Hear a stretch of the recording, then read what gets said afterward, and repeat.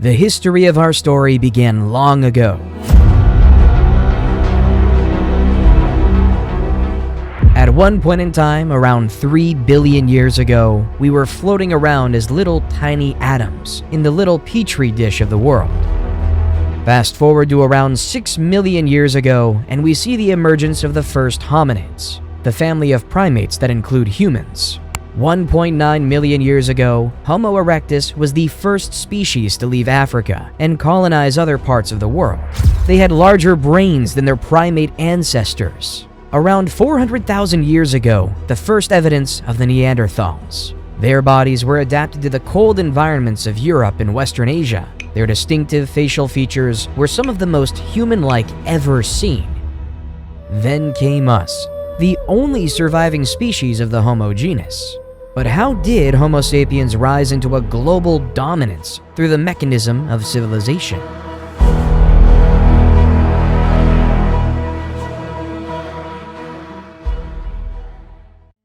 We begin our story in the fertile lands of Mesopotamia in 4000 BCE, nestled between the great Tigris and Euphrates rivers in the Sumerian city of Uruk. Instead of relying on hunting and gathering like our ancestors of the past, the citizens of Uruk were able to develop a way to harvest cereal grains like wheat and barley. However, turning cereal grains into edible foods took a lot of work.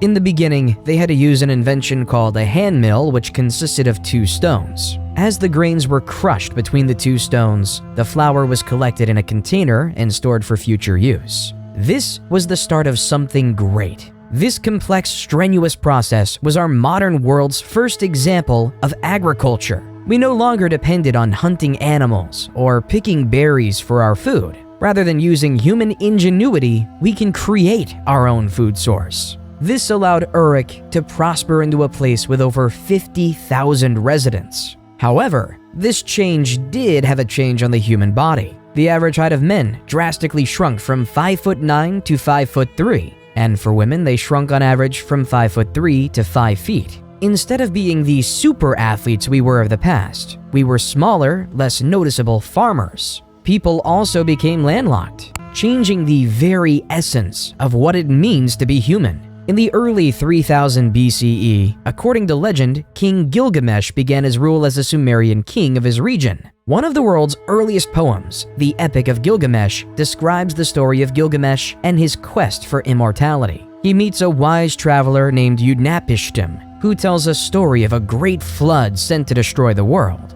Towards the poem's end, Gilgamesh says, "Life which you look for, you will never find. For when gods created man, they let death be his share, and life withheld in their own hands." However, by the end of 3000 BCE, the Akkadians ousted the Sumerians. Sargon the Great took power and conquered all of Sumeria.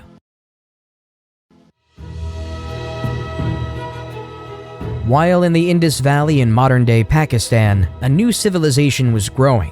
The Indus Valley Civilization, 3300 to 1300 BCE, was most notable for its highly advanced toilet system. The toilets were built with a seat and a chute that led to the underground drainage system. The sewage was then carried away from the homes through a network of covered drains, preventing disease spread. The waste was treated and disposed outside of city limits, helping to keep the cities clean and hygienic. While in Egypt, they were more consumed with building pyramids than basic human plumbing. This was because, in ancient Egyptian religion, it was believed that when a pharaoh was to die in the physical world, his spirit would continue to live on in the afterlife, in which they would continue to rule in perpetuity, and where they would be worshipped by the living. Inside these pyramids, the pharaoh's body was carefully mummified, a process believed to preserve his physical form and help ensure his spirit's journey to the afterlife. The pyramid was also filled with offerings and treasures intended to provide the pharaoh with the resources he would need in the afterlife. Every pharaoh wanted to make sure they were immortal. They wanted to succeed in the afterlife. They wanted to be worshipped forever. That's why it was an utmost priority for Egyptian pharaohs to build pyramids for themselves when laid to rest. It started when Pharaoh Djoser, 2667 to 2648 BCE, built the Step Pyramid at Saqqara, followed by Sneferu, 2613 to 2589 BCE, who built several pyramids, such as the Bent Pyramid and the Red Pyramid. Then came the pharaoh Khufu, 2589 to 2566 BCE, who built the famous Great Pyramid of Giza in a labor-intensive 20-year process, one that the world still marvels at today. Khufu was then followed by pharaohs Khafre and Menkaure, who built the slightly smaller second and third pyramids of Giza respectively. While over in China in the year 2100 BCE, the first Chinese dynasty was upon us. Like the people of Mesopotamia, the Chinese were ever reliant on agriculture, producing rice, wheat, and barley among other crops. However, as legend has it, the Yellow River flooded. These massive floods would destroy all the crops, leading to massive famine and suffering.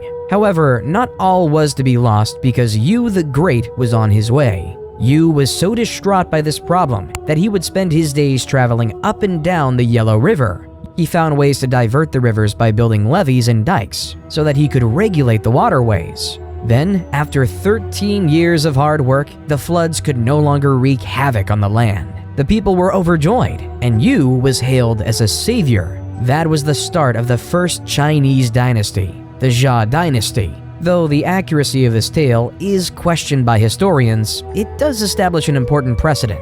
The idea is that power ought to follow one's merit. An individual who deserves absolute power shall have absolute power. This idea would shape the world for years to come and cause the people of ancient China to follow him to create the first ever Chinese dynasty.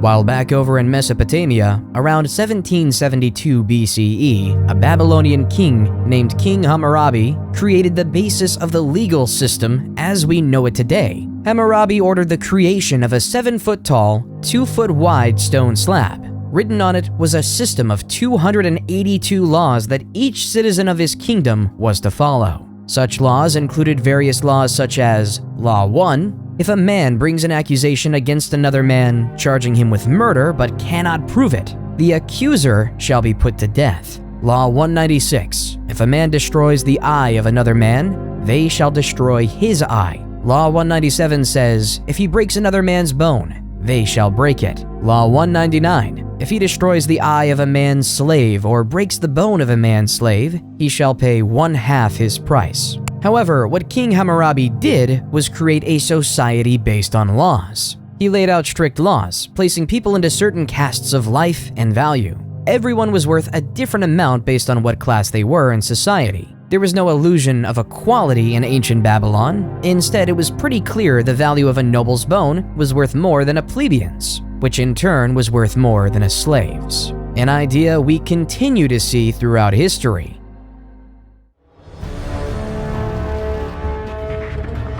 While in modern-day Turkey, a lesser-known civilization came to power, the Hittite Empire under the charismatic rule of the leader Labarnus, 1680 to 1650 BCE. He was a skilled ruler with a single vision in mind, uniting the Hittite city-states under a single rule. Labarnus led his army from city to city, conquering neighboring city-states and making alliances with their leaders. He was a shrewd diplomat, and he used his diplomatic skills to win over the hearts and minds of the people. Eventually, Labarnus became the ruler of all the Hittite city-states and established the empire. He was a just and fair ruler and was loved by his people. Under his rule, the Hittites prospered and their territory expanded, leaving them right next to their neighbors in Egypt.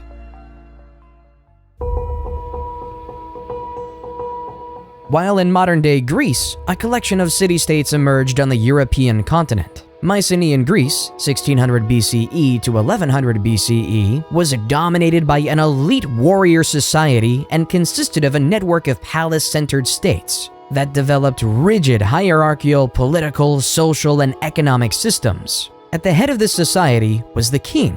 However, unlike a unified civilization, each city was on its own. A city-state is a city that, with its surrounding territory, forms an independent state. The development of city-states such as Troy, Mycenae, and Pylos start to grow. The first remnants of the Greek written language, known as Linear B, also started to emerge. The first record of any Indo-European Greek record we have today.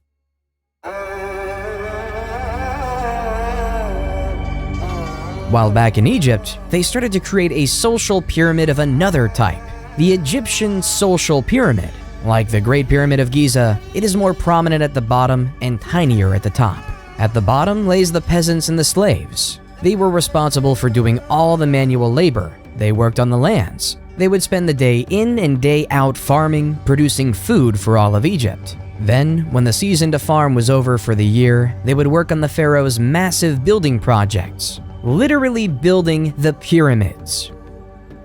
Slightly above the slaves came the artisans. They were the stonemasons, the plasters, and the sculptors who created the exuberant art the wealthy desired, and for Egypt is most known for today. Then came the merchants, who spent their days navigating the Nile, trading gold, papyrus, and linen to anyone who could afford it. They were well respected and able to make a healthy profit by selling. Then came the scribes. These masters of the world would go to specialized scribe schools just to master the language of ancient Egyptian hieroglyphics. In practical use, these scribes took account of the stores of food, various tax documents, and even the daily lives of the pharaoh. After the scribes came the soldiers. The soldiers were tasked with protecting the Egyptian empire. They dedicated their lives to defend or make preemptive strikes against their enemy. Generally, they were well fed. Then, near the top, came the bureaucrats. These high-ranking government officials did essential tasks at the top of society, like the viziers, who ran the logistical tasks necessary to run a civilization. The priests oversaw taking care of the temples to ensure the gods were well cared for. The nobles oversaw specific regions of the empire and kept order in said regions. At the top, the purpose of everyone below was the pharaoh, the king and the mediator between the gods and the world of men. The pharaohs will be known to be supreme, and all must succumb to it. When the pharaoh dies, he will be buried in a pyramid in which he will help eternally rule over the Egyptian empire. Egyptian society was created to serve the pharaoh. Taxes were taken from the farmers for the pharaoh, and artisans made unique crafts for it. The merchants ensured the pharaoh was well supplied with the needed goods. The scribes would follow the pharaoh and record his thoughts. The soldiers made sure his empire was protected. The bureaucrats did the jobs the pharaoh couldn't do, while the pharaoh sat at the top and communicated with the gods. Pharaoh Ramses II, 1279 to 1213 BCE, accomplished many extraordinary things by living in this social system. He orchestrated the construction of the Temple of Abu Simbel, the Ramesseum, and the Temple of Karnak. He was also able to grow the Egyptian empire and reconquer lands lost by other pharaohs, except for the land claimed by the Hittite Empire.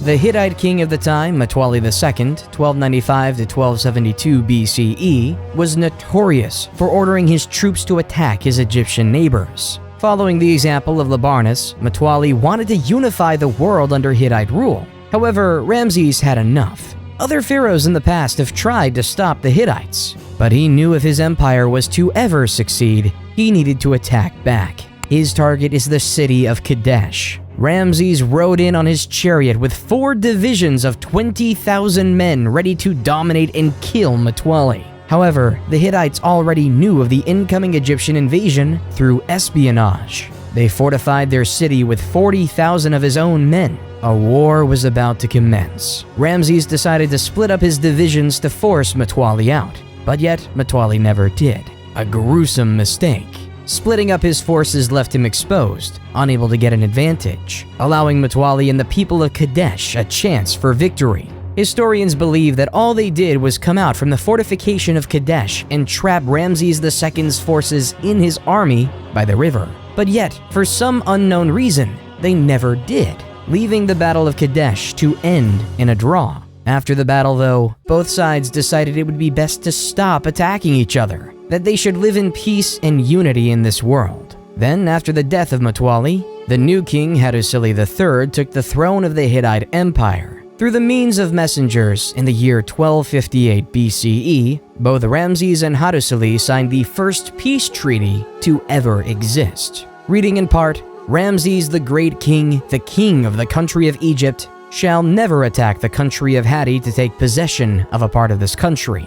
And Hattusili, the great king of the country of Hatti, shall never attack the country of Egypt to take possession of a part of that country. Then, a period of friendship occurred between these two once warring nations. The Hittites were skilled in metalwork and taught the Egyptians to make superior weapons and tools. At the same time, the Egyptians, master of agriculture, shared their knowledge with the Hittites. Trade for the benefit of both civilizations. Both civilizations prospered because of this. Peace can lead to prosperity. The agreement was kept in place until around 1200 BCE because that's when the Hittite Empire fell, because of the constant attacks they faced from the Sea People, leaving the Hittite Empire to be lost in the state of history.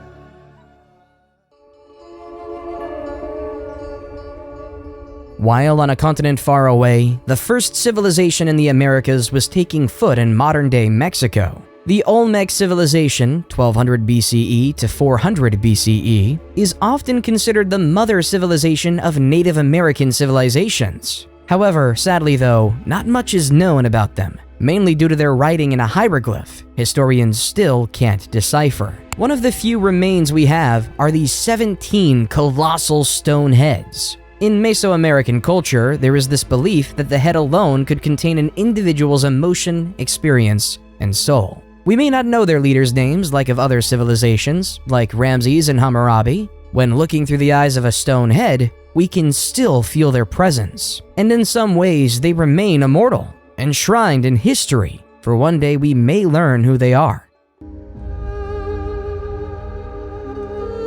While in the east, the Zhou dynasty, 1046 to 256 BCE, in China was taking its stride. The Zhou dynasty gained power because of the failures of the less critical Shang dynasty. They believed in the idea of a mandate from heaven. This resulted in 4 principles in the Chinese dynastical structure that would be repeated repeatedly. 1. Heaven grants the emperor the right to rule. 2. Since there is only one heaven, there can only be one emperor at any given time. 3. The emperor's virtue determines his right to rule. And 4. No one dynasty has a permanent right to rule. A ruler in dynasty could lose the mandate from heaven, and the heavens weren't always on the side of the rulers. Over time, it will fade into another dynasty. The heavens would send signs of droughts, famines, floods, and earthquakes across the land, signaling they'd lost the blessing from above.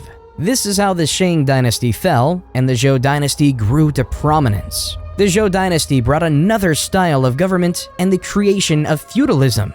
The system was straightforward, leading to another social pyramid. At the bottom lay the peasants, who were tied to the land and whose job was to produce crops for the empire. Then came the soldiers, whose job was to protect the lands from foreign invaders. Then the lords, who owned the land and taxed the peasants a portion of their crops, who in turn, the lord gave some of their crops to the king. The person in charge of the whole empire, the king, would then receive more crops and become very wealthy. All profits go to the king, and all work goes to the masses. Why would anyone just settle for a life of farming day in and day out? There are 2 reasons for this phenomenon. The first reason was due to necessity. It took many more people to feed an empire and a family back then. And the second reason being philosophy. Towards the end of the Zhou dynasty, the beginning of Eastern philosophy was created. Confucius created a philosophy system justly named Confucianism, which is focused on the importance of respect, loyalty, and responsibility in all relationships in life.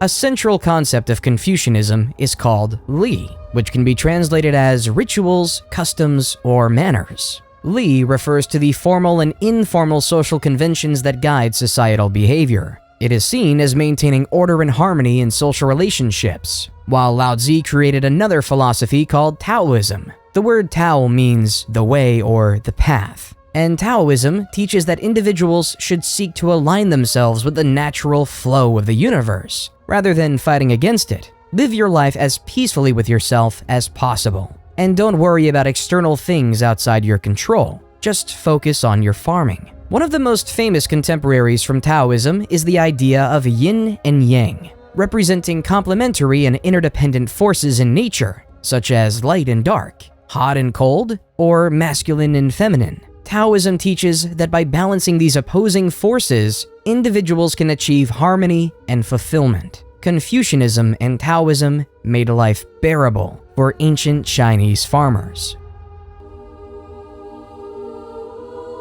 But as time progressed, the city-states that occupied ancient Greece grew. Around 800 BCE, the Greek city started to realize that the land they occupied was practically infertile. So to produce an essential staple of grain, they had to import it. Hence why the Greek states had to colonize the world around them. The city-state Miletus, at its height, had over 90 colonies throughout Europe, producing food for the Greeks. At its height, the Greek had set up colonies from modern-day Marseille in France to Rostov-on-Don in Russia.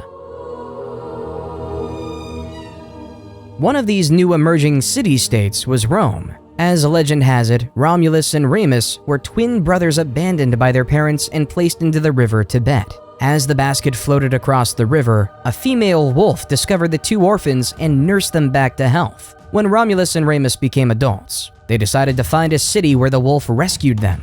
However, this created turmoil as both brothers wanted the site to be named after themselves. As Romulus and Remus fought relentlessly, eventually Romulus came up with the final blow and killed Remus, creating Rome in 753 BC.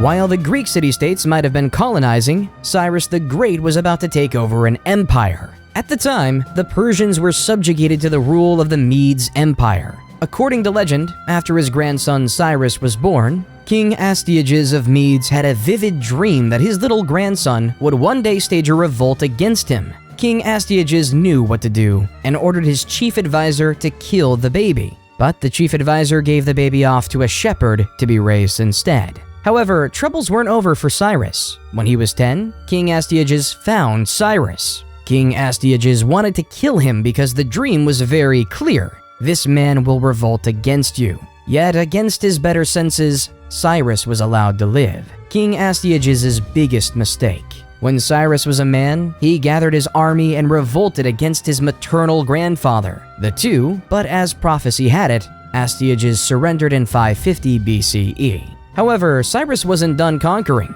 He conquered Babylon and became the supreme ruler of Mesopotamia and even the Indus Valley civilization. The world was in Cyrus's hand.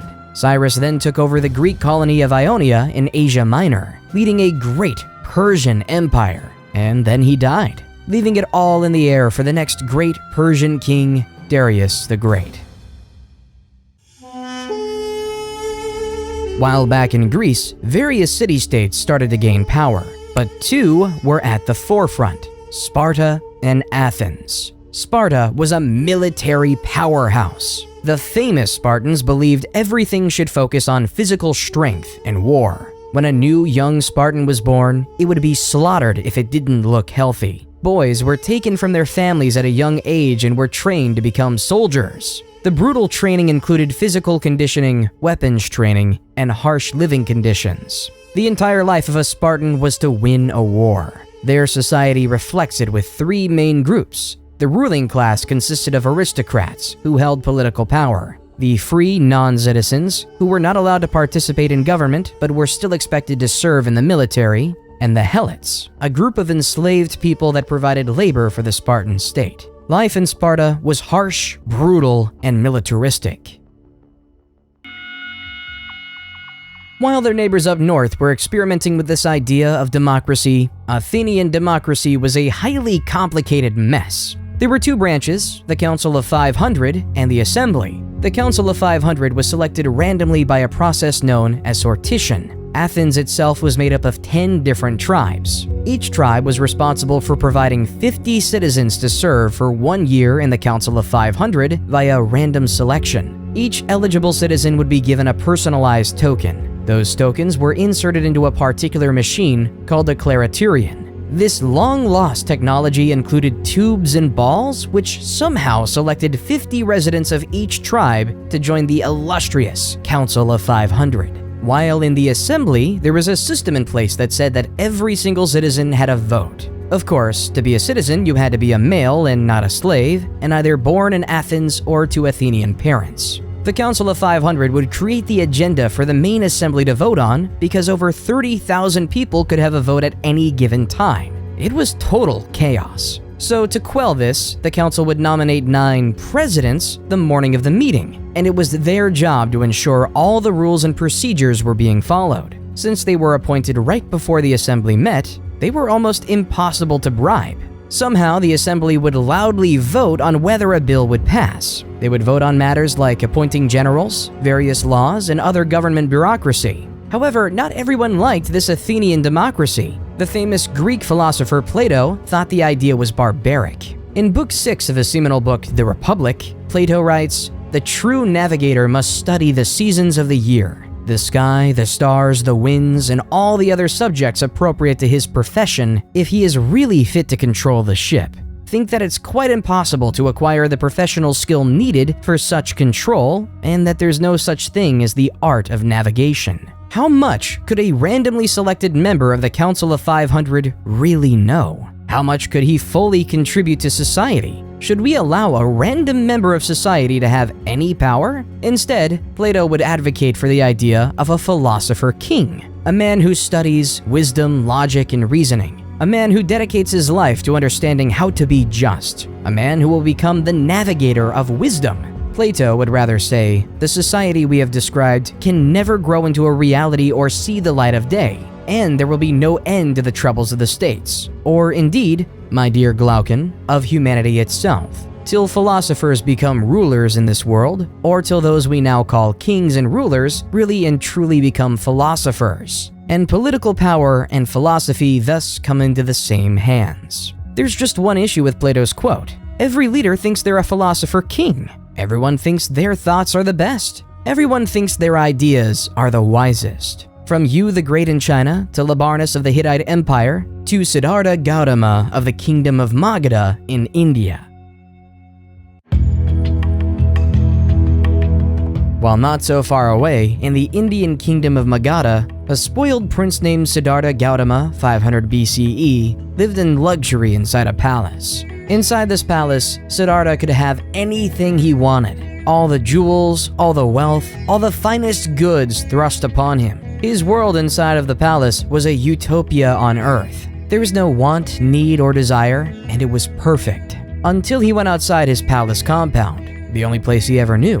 As he took his first steps outside of his palace, what he saw struck a chord. He saw an old man dying right on the street in front. He realized that the human experience wasn't something that was perfect and sublime. Instead, it was death. As Gilgamesh realized many years ago, this was an inevitable part of the human experience. Siddhartha left his life of luxury behind and began a quest for knowledge and enlightenment. He studied with spiritual teachers and meditated for many years, searching for answers to life's big questions. Finally, after 6 years of seeking, he sat down under a fig tree and meditated until he achieved enlightenment. Enlightenment is a state of inner peace, in which one has transcended the limitations of the ego and is in touch with a universal consciousness or divine essence. It isn't a fixed and permanent thing, but rather an ongoing process of growth and development. But under that fig tree, Siddhartha became known as the Buddha, or the Awakened One.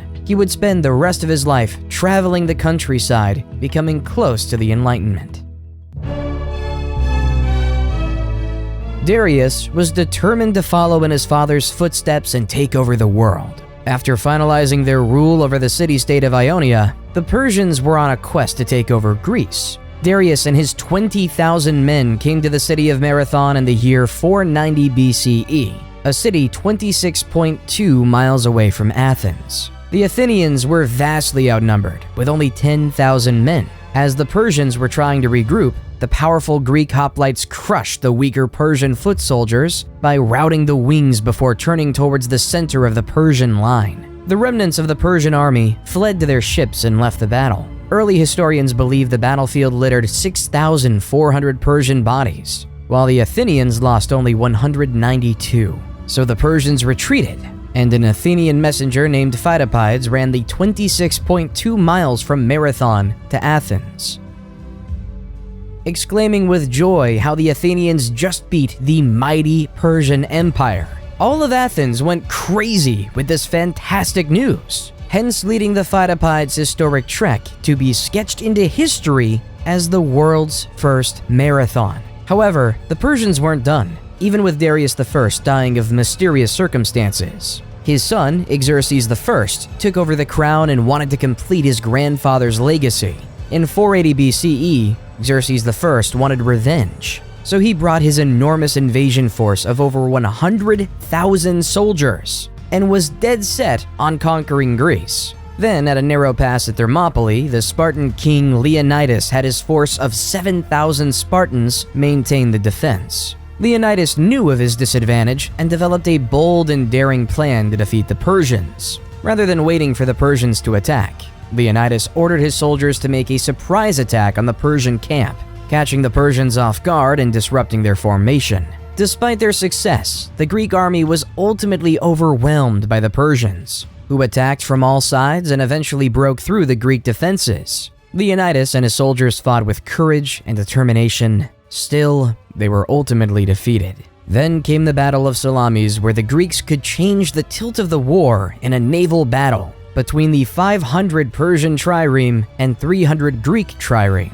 It didn't look good for the Greeks. Still, the great Athenian general, Themistocles, employed his plan to move the Persian fleet into the narrow straits of Salamis and hit the enemy fleet so hard that it had nowhere to retreat. After a massive sea battle, Themistocles won Greece the victory and changed the face of the war. The Persians still had their goal: conquer the Greek city-states. Xerxes had returned to Persia, leaving Persian general Mardonius in charge of the Persian force for most of the significant battle yet. After diplomatic talks ceased, Persia knew they had to attack. As the Persians sent their troops to Plataea, the Greeks knew they had to work together. With 30 various Greek city-states working together, they were able to field a massive 110,000 hoplite army with the primary purpose of defeating Persia, though that was nothing compared to the estimated 150,000-man army of Persia. The battle was fierce and intense, with both sides fighting with ferocity and determination. The Greek hoplites continued to be effective against the Persian cavalry and archers. The Greeks also strategically used the terrain, fighting on a slope that helped offset the Persian numerical advantage. In the end, the Greeks defeated the Persian forces and secured a decisive victory. The Persians suffered heavy losses, and Mardonius was killed in the fighting. The Battle of Plataea marked the end of the Greco-Persian Wars and the Persian threat to Greece.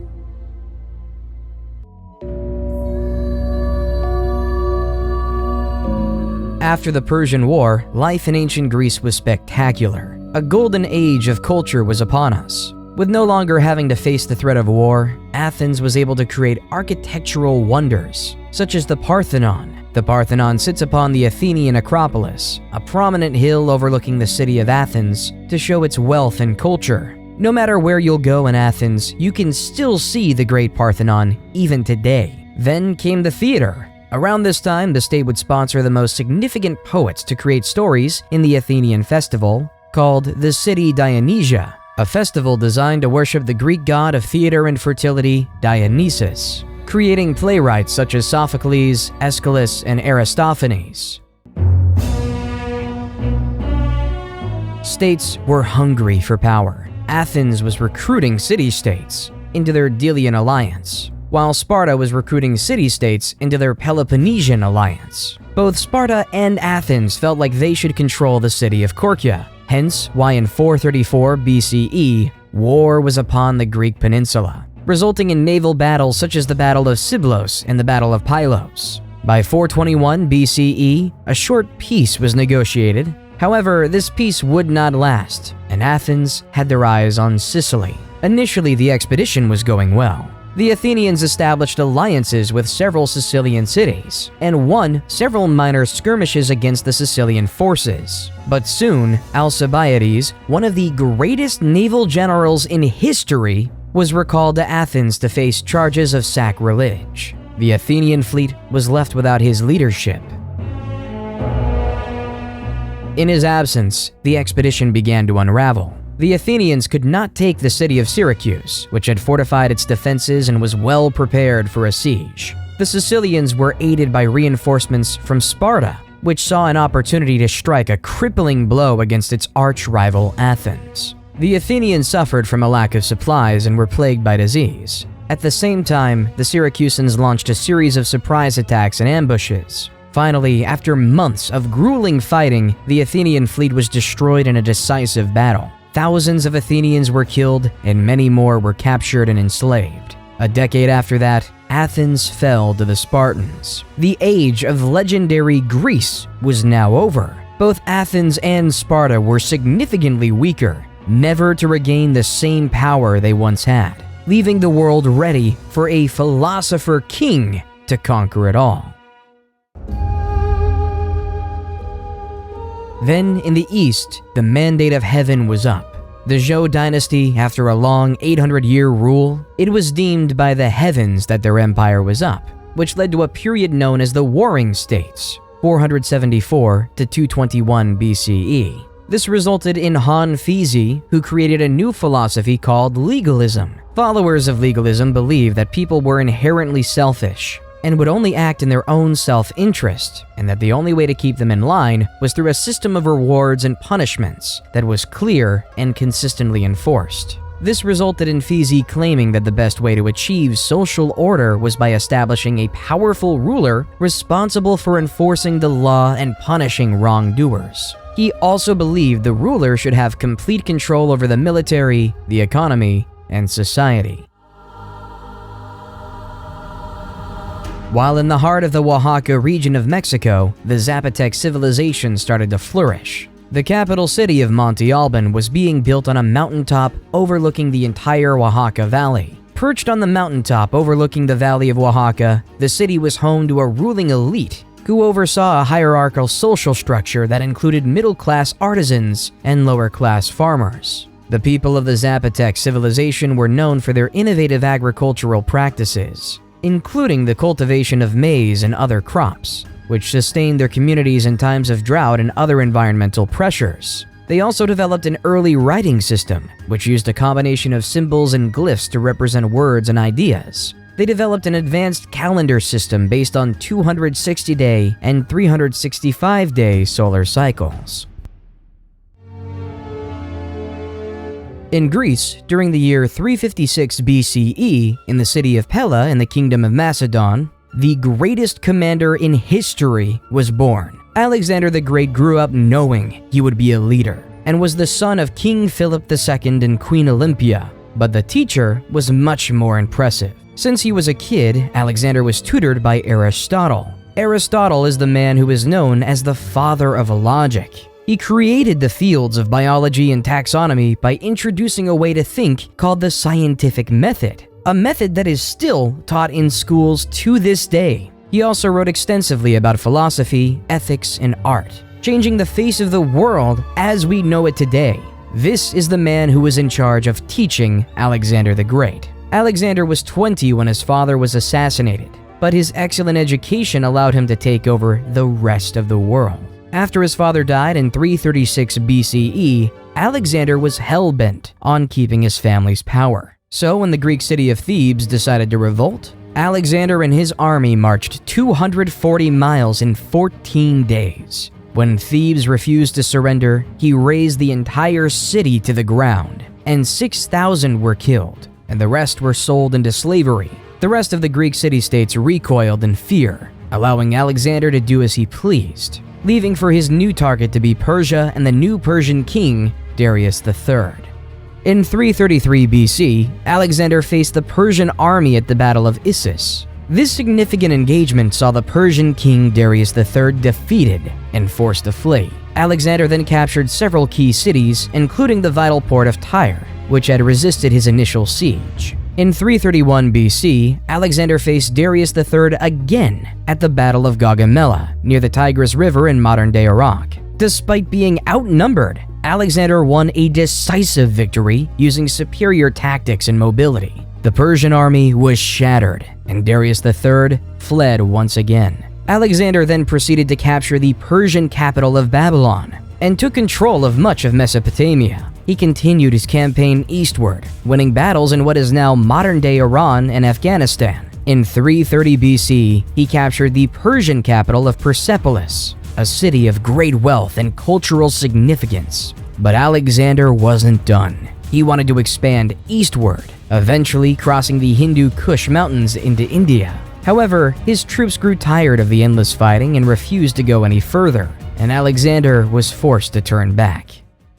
However, after Alexander failed in the Indian subcontinent, a powerhouse emerged in India called the Mauryan Empire. At its height, it spanned over much of India, Pakistan, Bangladesh, and Afghanistan. However, this conquering came at much of a cost for its leader Ashoka the Great. In 261 BC, after the death of his parents, Ashoka decided that his empire needed to expand. In his sights, the kingdom of Kalinga. The war was bloody, the war was fierce. Over 100,000 people died. Ashoka couldn't sleep with himself. He didn't know how to deal with his actions that resulted in so much death. So he turned to the teaching of the Buddha. Under Ashoka's rule, the Mauryan Empire became known for supporting Buddhist teachings and promoting nonviolence. Ashoka issued a series of edicts inscribed on rocks and pillars throughout the empire that promoted principles such as kindness, respect for all religions, and the abolition of slavery. Certain traits were not shared in the West by Alexander.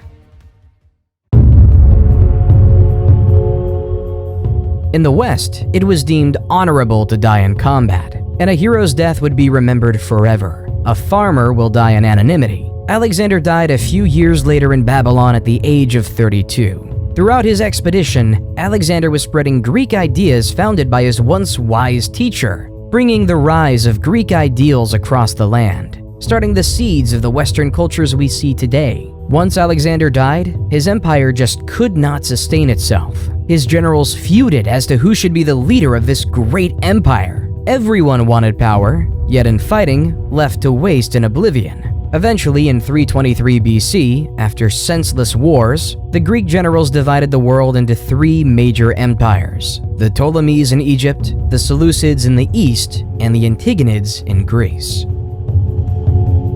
Ptolemies, one of Alexander's generals, led Egypt into a period of prosperity. Inspiration by his former leader, Ptolemies built the Library of Alexandria, a hub for an intellectual scholarship. Intellectuals from all over will come to the library to exchange ideas and thoughts throughout the world, leaving us to have great philosophers like Plato and Aristotle to be the backbone of our culture.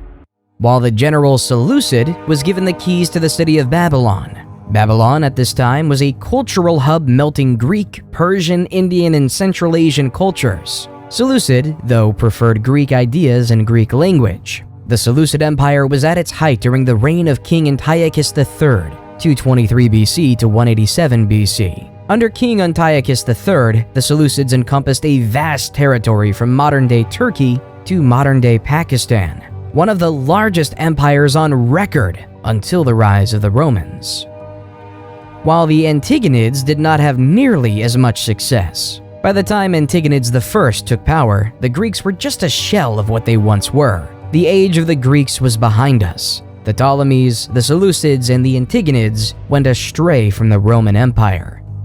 However, for Rome to rise, it had to face a powerful foe, Carthage. Both Rome and Carthage had a desire for the same city-state, Messina, on the island of Sicily. This would give either civilization a foothold to grab power in the Mediterranean. The First Punic War was upon us, and after 20 years of fighting, in the year 241 BCE, and the defeat of Carthage, the Treaty of Lutatius was signed. The peace, though, was short-lived. In 218 BCE, the Second Punic Wars began when the Carthaginian general Hannibal invaded Italy with his army, including elephants, to conquer Rome. Hannibal won several early battles, including the Battle of Cannae in 216 BCE. Still, he was ultimately defeated by the Roman general Scipio Africanus at the Battle of Zama in 202 BCE. The war resulted in the complete defeat of Carthage, which was forced to cede its territories to Rome, and the end of the Carthaginian Empire. There was no doubt in the world anymore that it was time for the Romans to take charge in the West. While in the East, after the end of the Warring States period, Qin Shi Huang and the Qin dynasty were an absolute power. 221 BCE to 206 BCE, Qin was determined to turn diverse China into a unified Chinese empire. He divided the lands into 36 command areas, supervised by a governor, military commander, and imperial inspector. It was expected that you followed the will of Qin, or else you would face harsh penalties. The basic ideas of legalism in action, strong government, harsh laws, and inheriting knowing that humans were necessarily selfish. However, their mandate from heaven ran quite quickly. After Qin Shi Huang's death, China was in turmoil with another dynasty on foot.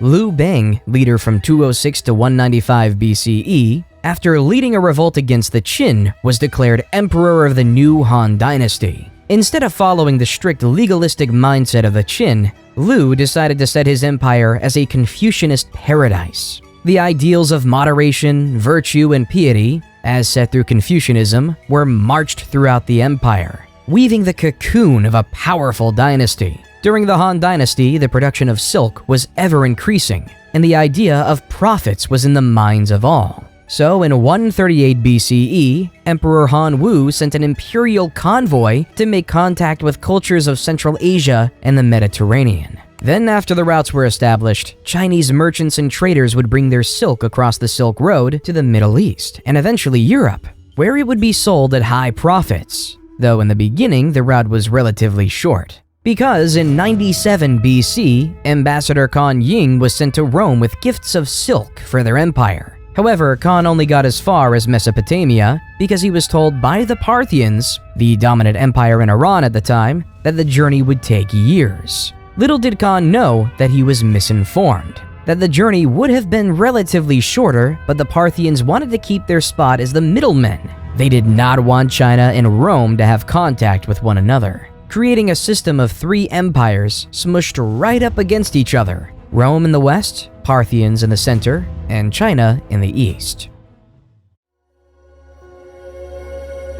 Then in 86 BCE, Greece, already being weakened by the conquest of Alexander the Great, was now the target of the Roman Empire. General Lucius Cornelius Sulla led an army of legions to the forefront of Athens. He besieged Athens for several months, brutally torturing the citizens within. Eventually, when Athens fell, he ordered his soldiers to loot and pillage the city, destroying many important cultural treasures. This takeover cemented Rome as a superpower. Athens no longer had the power, but rather it was in Rome. While in 63 BCE, General Pompey was tasked with capturing Jerusalem and the region of Galilee, the Romans quickly captured the cities, forcing Galilee to be placed under Roman rule, including a small village called Nazareth. The Romans' desire to expand didn't end in Galilee though. In 58 BCE, Julius Caesar was appointed governor of the Roman Province of Sicilian Gaul, northern Italy, with the express assignment of conquering the rest of the Gauls. At the time, the Gauls were a group of Celtic peoples who lived in that area that is now France, Belgium, and parts of Switzerland, Germany, and Italy. However, it was Caesar's job to take over these Celtic tribes, while the Gauls, who were insistent on their independence, all had to work together under the leadership of Vercingetorix in a last-ditch attempt to stop the Romans. As Caesar brought his troops to Alesia in 52 BC, war was upon us. Alesia was surrounded by a double wall and a ditch, with additional fortifications on the town's hills. Vercingetorix had gathered a large force of Gallic warriors inside the town. In contrast, Caesar had assembled a sizable Roman army outside the walls. Caesar realized that a direct assault on the town would be complex, so he surrounded the Gallic forces and starved them into submission. He ordered the construction of a series of fortifications around Alesia, including a circumvallation wall that encircled the town, and a second wall and ditch that faced outward to defend against any attempts to break out. Over several weeks, Caesar's forces engaged in a grueling siege of Alesia, with both sides suffering heavy losses. The Gallic warriors inside the town made several attempts to break out, but they were repelled by the Roman forces. The tide of the battle turned in favor of the Romans when a second Gallic army, led by Vercingetorix's ally Commius, attempted to relieve the siege. Caesar sent a detachment of his forces to intercept the Gallic reinforcements. After a fierce battle, the Roman soldiers emerged victorious. With his forces surrounded and facing starvation, Vercingetorix was forced to surrender. He emerged from Alesia and offered himself as a prisoner to Caesar, effectively ending the Gallic resistance to Roman rule. Throughout the next 2 years, Caesar crossed the Gallic Empire, conquering and implementing it into Rome. The Gauls were implemented into Rome, even gaining citizenship within the empire. However, the Senate was not happy with Caesar. Even though he had great success against the Gauls, the Roman Senate wanted him to stop. They did not like the popularity Caesar was gaining, nor the power he was controlling. So the Roman Senate called upon Caesar to resign his command and disband his army, or risk being declared an enemy of the state. This led Caesar to an essential choice to make. Will he either follow the will of the Roman Senate or ignore them and start a bloody civil war? Roman law at the time prohibited any general from crossing the Rubicon River and entering mainland Italy with a standing army without the expressed permission of the Roman Senate. To do so would be treason, and this tiny stream would reveal Caesar's intentions and mark the point of no return. Civil war was imminent as Caesar and his army marched over the Rubicon. Battles in Corfinium and Pharsalus showed the Senate that Caesar was a worthy foe, so the Roman Senate appointed his son-in-law, Gnaeus Pompey, to lead the Roman forces against his father-in-law. Both parties knew the importance of Spain, due to it providing a link between Italy and the rest of Europe. The two armies clashed near the town of Leda in northeastern Spain.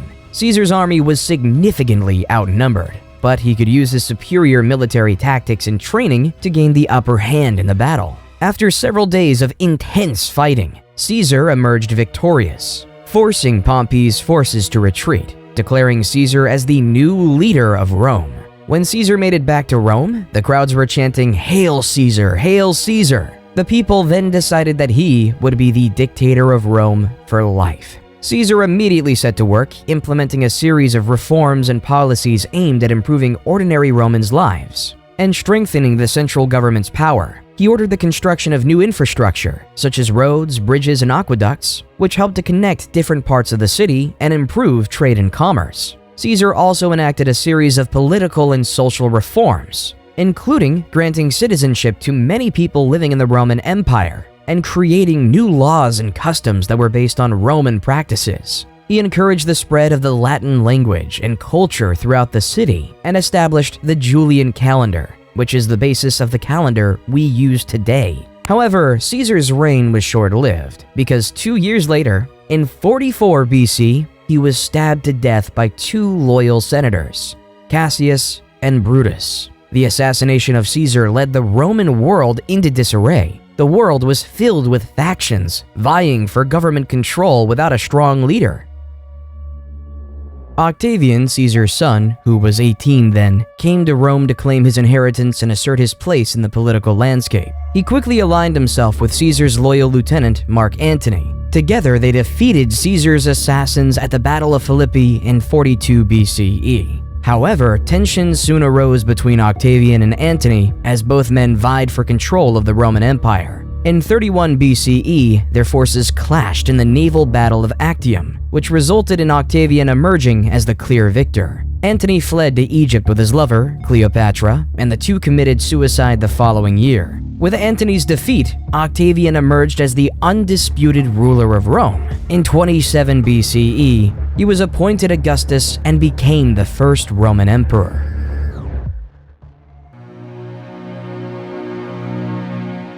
During Augustus's reign, a man who would change the world was born in the Roman-occupied city of Bethlehem, Jesus Christ. The Gospel of Luke says, "In those days a decree went out from Caesar Augustus that all the world should be registered. This was the first registration when Quirinius was governor of Syria, and all went to be registered, each to his own town." Luke 2:1-3. This census was an essential factor in Roman society, because it established the population counts in these various communities, making it possible to tax these various citizens. So the highly pregnant Mary and her betrothed husband Joseph had to travel 90 miles on foot from Nazareth to Bethlehem to complete this legally required Roman census. When they arrived in Bethlehem, many other descendants of the King of David, or members of the Jewish faith, were also going to Bethlehem for the census. They found out that there was no room for them in the inn, so they were forced to take shelter in a stable where Mary gave birth to Jesus. Jesus was later named King of the Jews. After Jesus' birthday and the completion of the census, Mary and Joseph returned to Nazareth with their extraordinary son. As the years of Jesus went on, stories about him grew. More and more followers began to worship Jesus as their Messiah. They claim that he can catch an endless amount of fish. They claim that he can cure the blind, and they claim that he was the Son of God. So these followers, specifically his disciples, started to write down his entire life journey. 4 of his closest disciples, Matthew, Mark, Luke, and John, wrote down the main chunks of the book in these parts called Gospels. Each of these Gospels covered almost all of the same events, the narrative life of Jesus Christ. This narrative testimony of a child born in a stable changed the world forever. Even though many loved Jesus, some viewed him as a threat. Emperor Tiberius succeeded Augustus and reigned from 14 AD to 37 AD. Tiberius was notorious for his delators, a network of informants rewarded for spying and reporting on suspected traitors and criminals. Criminals reported on by the delators had to face a treason trial, often resulting in executions or forced suicides. His prefect of Judea at the time, Pontius Pilate, was no stranger to the harsh punishment of traitors. As Jesus was influencing more and more people, he became more of a political threat. So, following the guidelines of Emperor Tiberius, Pilate was given no practical political choice other than to execute Jesus on the cross. Roman law was evident then. One must follow the emperor's will or else they will perish. As Jesus was crucified on the cross, a new religion was born: Christianity. In the beginning, Christianity was just a small sect of Judaism. Nevertheless, its growth would be unparalleled. Paul of Taurus would take the word of his chosen Lord across the known world. From Greece to Turkey to Syria, the word of Jesus Christ spread. His missionary tales are now documented in the New Testament as the Book of Acts. The more Paul went to different places, the more followers he gained. On the same token, it created more enemies. The divide between monotheism and polytheism was on the rise. It was beginning to get a lot tougher for Romans to accept a religious population that didn't believe in gods like Mars and Jupiter. So when the Great Fire of Rome occurred in July of 64 AD, Emperor Nero quickly blamed it on the Christians. The Great Fire was an event that destroyed 2/3 of the city of Rome. So, in order to pay for these massive repairs, Nero instituted heavy tributes across the empire. To meet at least a proportion of the costs, Nero also started to print more Roman currency, creating an inflationary effect for the first time in the empire's history. However, the individuals who lived under Roman rule, which wasn't in Rome proper, were upset by this new policy. So, in the holy city of Jerusalem in 66 AD, a revolt was on. At first, the first Jewish revolt succeeded, and the Jewish forces quickly expelled the unprepared Roman army. Then, the rebels gained some traction in the neighboring villages in Galilee. In response, the Roman Emperor Nero sent the general Vespasian to meet the Jewish forces, an endeavor that pushed most rebels into Jerusalem proper by the time Vespasian was proclaimed emperor in 69 CE. Then, around Passover in 70 AD, Vespasian and his forces sieged the city, depleting it of food and water within the walls of Jerusalem. The Jews started to quarrel within, leaving them more vulnerable to attack. By August, the Romans breached the defenses, killed much of the population, and destroyed many of their holy sites. With the Jews decimated, the strength of polytheism lived long. Then, in 98 to 117 AD, under Emperor Trajan, the Roman Empire was able to expand its greatest territorial extent, spanning all the way from modern-day Britain to the Persian Gulf. Roman rule was everywhere. Well, except for in the Americas, because the Romans didn't even know they existed. In the Americas, we can see the growth of various civilizations across the Andes located in modern-day Peru and Chile. The Mochi civilization was able to build monumental structures, like the Huaca del Sol and Huaca de la Luna, impressive pyramids that were the center of their religions. They also created advanced fertilization techniques that used bird droppings as fertilizer. Their highly centralized government made everyone know their place in society. While a little bit more south, the Nazca civilization is one enthralled in mystery. The people of Nazca created a series of large-scale geoglyphs consisting of hundreds of individual figures, including geometric shapes, animals, and human-like figures, by removing the dark reddish-brown iron oxide-coated pebbles covering the surface of the Nazca Desert. These lines are now called Nazca Lines. the purpose of which is still unknown to this day and subject to conspiracy theory today. Around 100 AD, the Zapotecs started establishing Monte Alban, their capital. It was one of the first examples of urban planning in the Americas. The city was laid out in a grid pattern, with main roads and smaller side streets leading to plazas and public buildings. The city was also divided into different districts, each with specialized functions, such as residential, administrative, and religious, leaving it to be in use for 1,000 years after that.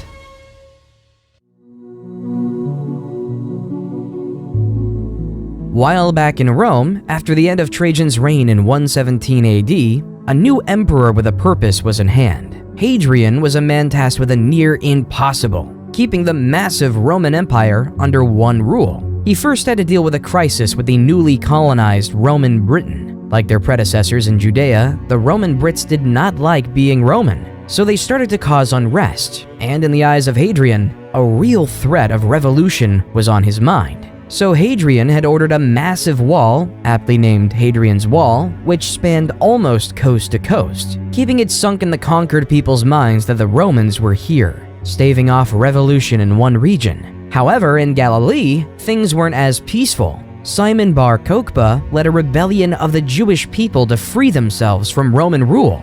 As you see, Rome was developing a new city called Aelia Capitolina over the ruins of Jerusalem, from the last revolt with temples dedicated to polytheistic gods like Jupiter. By 132, Bar Kokhba took the bottle of Nasi, head of state. Many Jews regarded him as the Messiah who would save the Jewish people and restore their independence. Kokhba's troops would storm Aelia Capitolina, almost knocking out entirely the Roman garrison controlling the city. Hadrian, though, would not have it. So he sent a force of 120,000 men to the lands of Judea to conquer and force the Jewish people into submission. As Cassius Dio says in the History of Rome, 50 of their most important outposts and 985 of their most famous villages were razed. 580,000 men were slain in the various raids and battles, and the number of those that perished by famine, disease, and fire was past finding out. Thus, nearly the whole of Judea was made desolate. History of Rome 69.14, 1-2. Rome made it clear that it was not to be taken lightly. While in China, the message was quite different. The ideas of Buddhism were spreading, along with the Chinese philosophies of Confucianism and Taoism, and built a dynasty. These three philosophies worked together to make the Han Dynasty stronger and more united in many ways. While in America, the Mayan architects went across northern Petén and designed a series of short, broad temples with wide staircases flanked by enormous stucco masks. These stucco masks were made of plaster, and some burned and powdered limestone. The Mayans built these stone armatures into elaborate deity faces to capture the soul of the gods and bring it to the people. A temple like the E7 sub, yes, historians name Mayan temples like military submarines, is a pyramid with 16 stucco masks. Each allows us to go deeper into the souls of these deities of the past.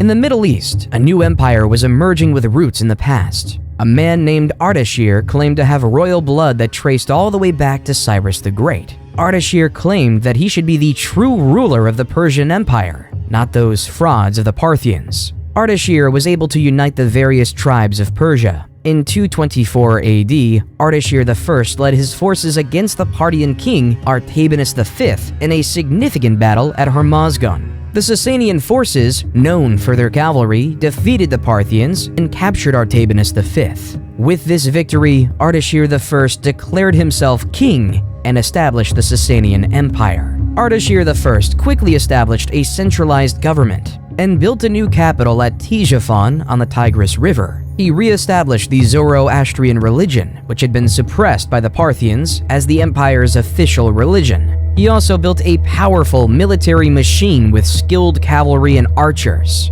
He began to expand his territory by conquering neighboring regions. As the Parthians were on their way out, so were the Han. The Han dynasty's downfall was marked by political instability, economic problems, external threats, internal rebellions, and power struggles. The weakening of central authority allowed regional warlords to seize power, and the government's attempts to address economic issues were unsuccessful. External threats and rebellions weakened the dynasty even further. A warlord named Cao Pi declared himself emperor and established the Wei dynasty, officially ending the Han dynasty. While back in Rome, Emperor Diocletian, 284 to 305, faced a problem. Rome was becoming too large and impossible to manage. So Diocletian created the Tetrarchy and divided the region into 4, where each region was governed by a separate emperor. Within the Tetrarchy, there were 2 types of emperors, Augustus and Caesars. Diocletian chose Maximian to be his equal to Augustus. In contrast, Galerius and Constantius were appointed to be Caesars. However, this system created uncontrolled chaos and anarchy. Each emperor had desires for power and ambition, and it all came to a head in 305 when power shifted. Both Diocletian and Maximian retired, and in 306, Constantius died. 3 out of the 4 original leaders were left out of the system, leading to a power vacuum to come. Emperor Constantine the Great was appointed by his father's army unilaterally as an Augustus and a Caesar at the same time to replace his father. At the same time, Maximin's son Maxentius felt as though he should have been appointed Caesar instead of Valerius Severus. So in 307, Maxentius sent his army and forced Valerius Severus to surrender. Come 308, Galerius appointed Licinius to replace him. So, on the west side of Rome, 2 emperors wanted to rule. Constantine ruled over Gaul and Britain, and Maxentius ruled Italy and North Africa. Maxentius had a difficult time consolidating his power, and he faced increasing resistance from the people of Rome.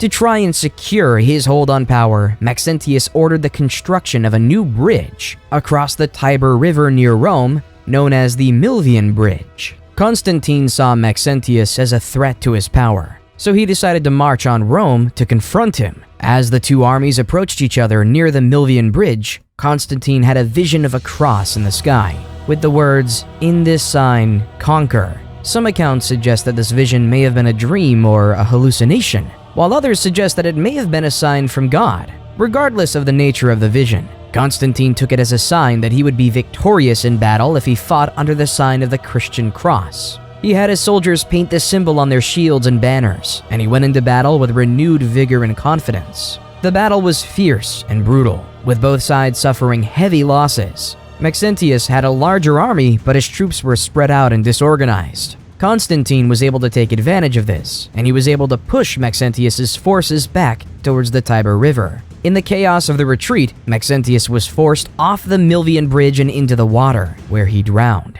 Shortly after his victory, Constantine met Licinius at Mediolanum, modern Milan, to confirm several political and dynastic arrangements to produce the Edict of Milan. This edict gave power for Eastern Rome to Licinius and Constantine's sole power of the West. More importantly though, this document extended religious tolerance for Christians and restored any properties confiscated from them during the persecution. However, the peaceful coexistence of both rulers was short-lived. Though the edict allowed for the safety of Christians, Licinius was still very much a paganist. Their differences started to grow. All came near the city of Chrysopolis in 324 AD, where both armies went and fought. Constantine's military might was on display. He was able to force the Eastern Roman army towards the sea, leaving many to be killed or captured. Constantine was declared the sole leader of Rome, and Licinius was declared dead by hanging.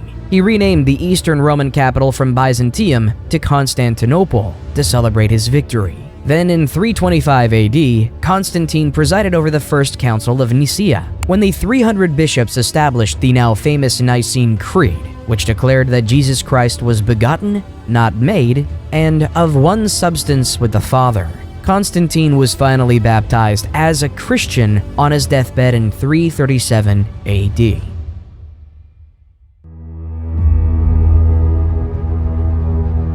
Come 370 AD, a new player was on the scenes. The Huns were a barbaric nomadic civilization who were masters of warfare. According to legends, they were taught horsemanship as early as the age of 3. Also, they would attack their own with a sword to teach them how to endure pain. These people weren't to be messed lightly with. When they crossed the Volga River in 370 on their horses and lusted for blood, the Alan civilization didn't stand much chance. 2 years later, they attacked the Ostrogoths, an eastern tribe of Germanic Goths who harassed the Roman Empire by frequently attacking their territories. By 376, the Huns had attacked the Visigoths, the western tribe of Goths, and forced them to seek sanctuary within the Roman Empire. As the Huns dominated Goth and Visigoth lands, they earned a new reputation as the new barbarians in town and seemed unstoppable. By 395 AD, they began invading Roman domains, and some Roman Christians believed they were devils who arrived straight from hell. The reason they started invading Rome was because of the death of Theodosius the Great. His shining achievement as emperor was keeping the Goths and the Huns at bay. But on death, he decided to follow the ideas of Diocletian and split the empire up again, splitting up control between his two sons, Arcadius in the east and Honorius in the west, making Theodosius the last leader of a united Rome. With Honorius in charge, the incapable general made Western Rome an easy target to be bullied. The Visigoths, looking for a new place to live, had their eyes set on Rome. So throughout the early 410s, the Visigoths ransacked various Roman cities. Then, on August 24th, 410, the Visigoths sacked Rome, taking control of this historic city. It was the first time in nearly 800 years that a foreign army occupied the city of Rome. However, the Visigoths couldn't maintain control of Rome. Instead, they continued to ransack Roman territories until they established their kingdom in 418 in modern-day Spain. While the prospects of existence weren't so much better in Eastern Rome, the notorious Attila the Hun was gaining power, and his brutal tactics called him the Scourge of God. After a failed peace attempt in 441, Attila and his army stormed through the Balkans and the Danubian frontier. Another peace treaty was forged in 442, but Attila attacked again in 443, killing, ransacking, and pillaging his way to the well-fortified city of Constantinople. However, due to Constantinople's high walls, Attila couldn't conquer it. Instead, Attila was able to muster another peace agreement. He would leave Constantinople alone in exchange for an annual tribute of 2,100 pounds of gold, a staggering sum. Then in 451, the Huns invaded the Gauls, allowing the once enemies of the Visigoths and the Romans to wise up and work together to fight the Huns. According to legend, the night before the imminent battle, Attila consulted sacrificed bones and saw that thousands of his army would fall in the fight. The next day, his premonition came true. In the Battle of the Catalonian Plains, after hours of ferocious fighting, tens of thousands of soldiers lay dead, giving Attila his first and only military defeat in history. However, even after the loss, Attila and his army marched on and returned to Italy, continuously ravaging the cities. In 452, with Rome in sight, he met Pope Leo I, who acted as an emissary between Attila and Rome. There's no record of what they discussed. Still, according to legend, the apparitions of St. Paul and St. Peter appeared to Attila. They threatened to kill him if he didn't negotiate with Pope Leo I. Attila decided to pull out of Italy and return to the Great Hungarian Plain, whether because of his fear of the Pope and his saintly allies, or because of his troops were stretched too thin and weakened by malaria. However, the struggle for Western Rome wasn't over. In 476 AD, the young Emperor Romulus Augustus had trouble keeping power for himself, as many Romans felt he was illegitimate. So the Eastern Roman Empire sent the Germanic general Odoacer and his mercenaries to suppress a revolt by the Roman army in the region. However, instead of supporting the Eastern Roman Empire, Odoacer saw an opportunity to seize power for himself. He turned against the Roman government and deposed the last Western Roman emperor, Romulus Augustus, effectively marking the end of the Western Roman Empire. As the steps of his victory, Odoacer was declared the King of Italy. However, Odoacer's victory was short-lived, because in 493, Theodoric the Great of the Ostrogoths, with the support of Eastern Roman Emperor Zeno, came in and created the Ostrogothic Kingdom of Italy, sending Odoacer to meet his fate. While Europe was in the crux of a dark age, India, under the Gupta Empire, was in a mathematical golden age. Great mathematicians like Brahmagupta started using zero as a placeholder and as various solutions for mathematical equations. The astronomer Aryabhata was able to calculate the circumference of the Earth. He proved the world was round long before it was globally accepted. Aryabhata was also able to develop methods for calculating pi and square roots. However, his crowning achievement was creating the concept of an asymptote, which is a line that approaches the curve but never touches it. The Franks under Clovis I had been engaged with the Alemanni, another Germanic tribe, and tensions between the two groups were running high. In 496 AD, in the Battle of Tolbiac, Clovis I led his forces into battle against the Alemanni, with both sides eager to gain the upper hand in the ongoing struggle for power and territory. As the Alemanni began to push the Franks to defeat, in a moment of desperation, Clovis called out to the Christian god for assistance, promising to convert to Christianity if he emerged victorious. According to legend, a sudden thunderstorm appeared, and the Franks could regroup and launch a successful counterattack against the Alemanni. The battle ended in a decisive victory for the Franks, and Clovis kept his promise and converted to Christianity, officially cementing Christianity to the forefront and birthing the Frankish kingdom. While the Western Roman Empire might have fallen, in the East, the Roman Empire was changing. Many historians argue that the Eastern Roman Empire, based out of Constantinople, should be considered a part of Rome.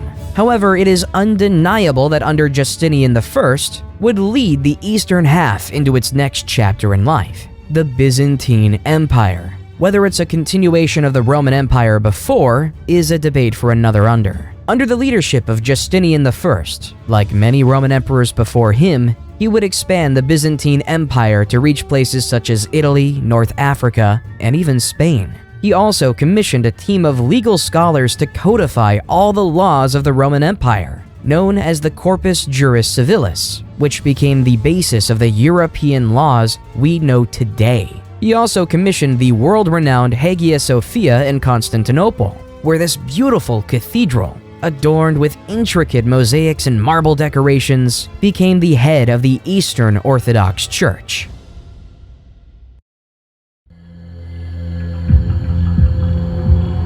However, Jesus wasn't the only prophet at the time. In the small town of Mecca, a nomadic tribe called the Quraysh gave birth to a man who would change the religious world yet again, Muhammad. Muhammad was orphaned at an early age and was raised by his grandfather and later his uncle. As he grew up, he worked as a merchant, which earned him the nickname Al-Amin, meaning the trustworthy. On one of his pilgrimages in 610, Muhammad meditated in a cave on Mount Jabal Nur. The angel Gabriel appeared and relayed the word of God. Recite in the name of your Lord who creates a man from a clot. Recite for your Lord is most generous, became the opening verses of Surah, chapter 96 of the Quran. At first, Muhammad was reluctant, not knowing how to disclose this information. However, soon enough, Muhammad began to gather a small following, which was mocked by the pagans of Mecca. However, when Muhammad denounced idol worship, the leader of Mecca knew that he was through. So through the resistance from Mecca, Muhammad and his followers were eventually forced to emigrate to Medina, a city 260 miles away. There, Muhammad was instrumental in ending various civil wars, creating a prosperous Muslim community.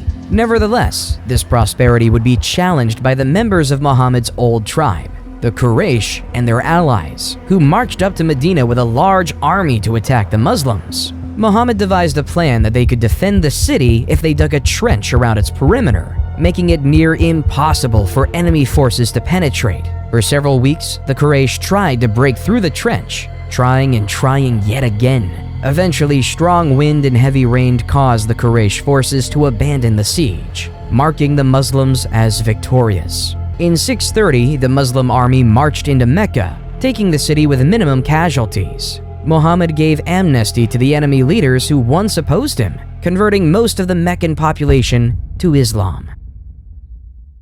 At the time of Muhammad's death, the Muslims had successfully united the Arabian Peninsula under the banner of Islam. After Muhammad's death, a series of caliphs or leaders took over the leadership of the Muslim community, beginning with Abu Bakr, a close companion of the Prophet.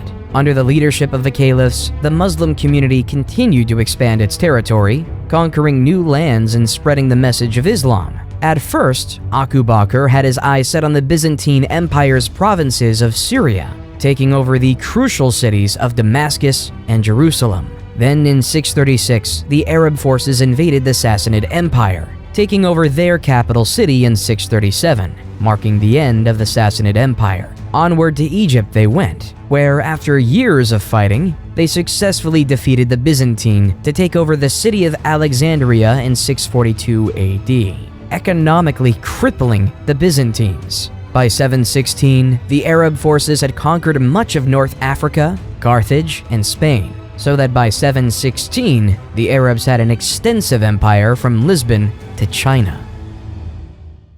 After consolidating their hold on the Iberian Peninsula, the Arabs launched raids into neighboring Francia, modern-day France. In 732 AD, they launched a significant invasion to expand their territory northward. The Arabs' forces, led by Emir Abdul Rahman al-Ghafiqi, quickly conquered several cities in the region, including Bordeaux and Tours. However, Charles Martel, the military leader of the Franks, assembled a large army to meet the Arabs in battle. The battle of Christianity versus Islam. Both empires wanted to keep their own faith. The Arabs wanted to impose their religion onto the Franks. The two forces clashed near Tours on October 10, 732 AD. The battle was fierce and lasted several days, with both sides suffering heavy casualties. In the end, though, Charles Martel and the Franks emerged victorious, and the Arab forces were forced to retreat back to Spain, ending the massive expansion of the Arabic Empire.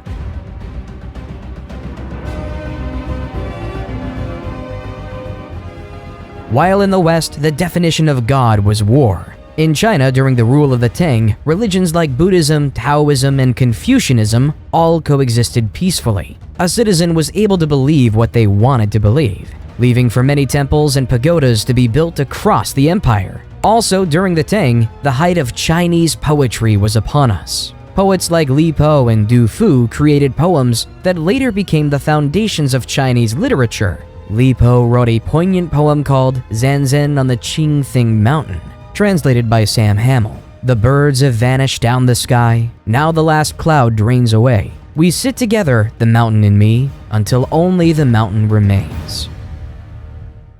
Charlemagne, also known as Charles the Great, became the king of the Franks in 768. Charlemagne was a skilled military leader who expanded the Frankish Empire through successful campaigns. He conquered much of Western Europe, including modern-day France, Germany, Italy, and Spain. Charlemagne was also a devout Christian and worked to spread Christianity throughout his empire. In 785, Harun was declared caliph instead of focusing on conquering like his brethren. He instead focused on the scientific growth in the new capital city of Baghdad. Harun al-Rashid wanted to create the House of Wisdom, a library and research center that attracted scholars from around the world. These scholars would come to the House of Wisdom with the desire to learn. They've translated the works of the past, as well as developing the science of algebra, chemistry, sociology, and the concept of infinity. While the Vikings had a different idea of progress. The Vikings were a group of uncivilized pagans from modern-day Scandinavia who wanted to gain material wealth. So June 8, 793 AD marked the beginning of the Viking Age in Europe. Lindisfarne was a small, isolated island off the northeast coast of England that was home to a famous monastery and considered one of Europe's most important centers of learning. On the day of the raid, a group of Viking warriors, likely from Norway or Denmark, landed on the island and attacked the monastery. The Vikings pillaged the monastery, killing many monks and taking others as slaves. The raid was a brutal and unexpected attack on a place of great religious and cultural significance, and it sent shockwaves throughout Europe.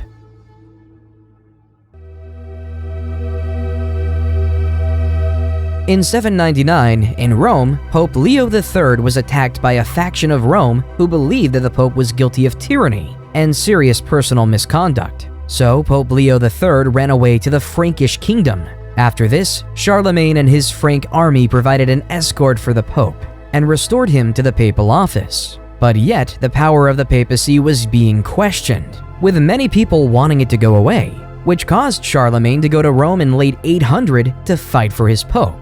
For his loyalty, on Christmas Day in the Basilica of St. Peter, Pope Leo III placed a crown on Charlemagne's head, declaring him the new Holy Roman Emperor, creating a new Roman Empire, the Holy Roman Empire, or at least the first rendition of it. Under Charlemagne, the foundations of a genuinely great empire were forming, but once Charlemagne died in 814, the new empire was bludgeoning with problems. His son, Louis the Pious, 788 to 840, inherited an empire filled with problems. Many of his own citizens viewed him as a strong Catholic who was well-intentioned but was incredibly weak and unable to do anything. As the Vikings continued their raids along the Rhine River, attacking Holy Roman Empire cities such as Cologne, Trier, and Mainz, raiding various Catholic monasteries, and destroying religious artifacts caused fear and hatred among his citizens. Why would anyone trust a leader if they can't stop barbaric pagans? So, various local leaders started to focus on defending their land rather than relying on the central government for defense. Hence beginning the process of independently recreating the Chinese system of feudalism. At this time, people would willingly farm on lands, giving up their freedom to these local leaders to protect them from the Vikings, creating the basis of a new system of feudalism. While the Holy Roman Empire might have been fighting with the Vikings and the Byzantines were fighting with the Arabs, in 820, a group of Arab raiders landed on the island of Crete. Over the next several years, Arab forces gradually gained control of the island, overcoming the resistance of the Byzantine defenders. The conquest was completed in 827, and Crete became part of the Arab Empire. The conquest of Sicily and Sardinia followed a similar pattern. In 827, a large Arab fleet landed on Sicily, and Arab forces quickly gained control of much of the island. They then moved on to Sardinia, which fell to the Arab invaders in 828. In the Holy Roman Empire, once Louis the Pious died in 840 AD, so did the Charlemagne Empire. The infighting between family members grew, leading to the Holy Roman Empire being divided between three family members in the famous Treaty of Verdun. In the West, the formation of the West Frankish Kingdom was given to Charlemagne's grandson, Charles the Bald, in modern-day France. In the East Frankish Kingdom was given to another grandson, Louis the German, which was obviously settled in modern-day Germany, while the Middle Kingdom was given to Charlemagne's eldest son, Lothair. However, being squeezed in between the West and East Frankish kingdoms gave the Middle Kingdom a short lifespan and was practically irrelevant. The Vikings weren't just a problem for mainland Europe, they were pillaging everything in mainland England. So in 871, the new king of Wessex, Alfred the Great, rose to power with one thing in mind: keeping everyone safe. Alfred built a network of fortifications known as burhs, designed to protect his people from Viking attacks. He also developed new military tactics and strategies and fostered alliances with other Anglo-Saxon kingdoms. Unlike in Great Britain though, the Vikings were actually invited to Russia. According to Russian legend, the tribes in Russia were tired of dealing with political strife. So they invited the Varangians, a sect of Vikings, to establish order and a government over there. Hence, Rurik came with his two brothers to the city of Novgorod, and using the Vikings' famous force, they were able to establish order in the city, declaring Rurik as their new king, creating the Kievan Rus dynasty. Under the military leadership of Oleg, one of the Rurik kingsmen, the Kievan Rus started establishing Smolensk and Kiev in modern-day Ukraine, creating the forefront of Russia today. While back in England, expanding upon his grandfather Alfred the Great's alliance network, Athelstan was declared King of Essex. Athelstan was able to get all the Anglo-Saxon kingdoms to work together to fend off the Vikings of the British Isles. He was declared to be the first king of England due to his ability to navigate alliances and keep everyone safe, beginning one of the longest monarchies in human history. While the East Frankish kingdom was facing a similar problem, the pagan Magyars were attacking everyone across the kingdom, leaving the kingdom to live in fear. However, King Otto of the East Frankish Empire was able to defeat the pesky Magyars at the Battle of Lechfeld in 955. Then, in 961, he could fully conquer all of the kingdoms of Italy, restoring Christendom to all the former pagans. So in 962, Otto I was coronated to Pope John XII in Rome to be the new Holy Roman Emperor. In France, though, the West Frankish kingdom was struggling, because in 987, King Louis V, a direct descendant of Charlemagne, died at age 20 without leaving an heir to take over their dynasty, leaving the French monarchy in peril. So the French aristocracy had an election between Hugh Capet, a noble with extensive lands in the region of Isle-de-France, and Charles, Duke of Lower Lorraine. With the support of Adalbero, the Archbishop of Reims, Hugh Capet became the first king of France, starting the Capetian dynasty. However, at this time, the typical person in Europe was always living in fear. Every civilization was on the verge of conquering. They've all become land-hungry and were willing to fight for it. So across Europe at this time, every civilization started to entrench their society in the ideas of feudalism, leading to another social pyramid. At the bottom lay the serfs. Their job was to farm the land and ensure everyone was fed. Then came the knight, who provided protection for the people. Then came the nobles, who ruled over a specific territory, owning the land. Then came the kings, as previously mentioned, who gave lands to the nobles. But all the way at the top was the Pope, because the Pope could speak directly to God and had God-given ownership of all the lands. In the early 11th century, Leif Erikson was sent on a voyage to discover lands west of Greenland. If you look at a map, west of Greenland is the Americas. So Leif and his crew ventured to this new mystical land called Vinland, in modern-day Newfoundland, Canada. Leif and his crew spent the winter in Vinland, establishing a small settlement and trading with the local indigenous people. They also explored the surrounding area, which they found rich in natural resources, including timber, fish, and game. Leif and his crew returned to Greenland in the spring, where they were greeted as heroes for discovering new lands. Little did Leif know that he discovered a new continent for his European people. Though significantly less is known about the Americas, some historians believe that at the time, a similar type of expansion happened in the American continent, like in Europe. Sadly, we just don't have the historical records from this unique period. We know that the Mayans down in South America were building the impressive cities of Tikal, Palenque, and Chichen Itza, having a population of anywhere between 2 and 10 million. We also know that there were various tribes across the north, including the Cherokee, the Navajo, and the Inuits. The Inuits are most likely to have interacted with Leif's fleet. While back in Europe, in the holy city of Jerusalem laid the very famous church, the Church of the Holy Sepulchre. According to Christian belief, this church was built on the day Jesus was crucified and resurrected. However, in 1009 AD, Arab Caliph al-Hakim ordered the destruction of this sacred holy site. All of the sacred sites were destroyed, leaving them completely annihilated. When the news reached Europe, Christians were horrified. Pope Sergius IV sent a circular letter to all churches, calling for a holy fight in the Middle East and the expulsion of Muslims from the Holy Land.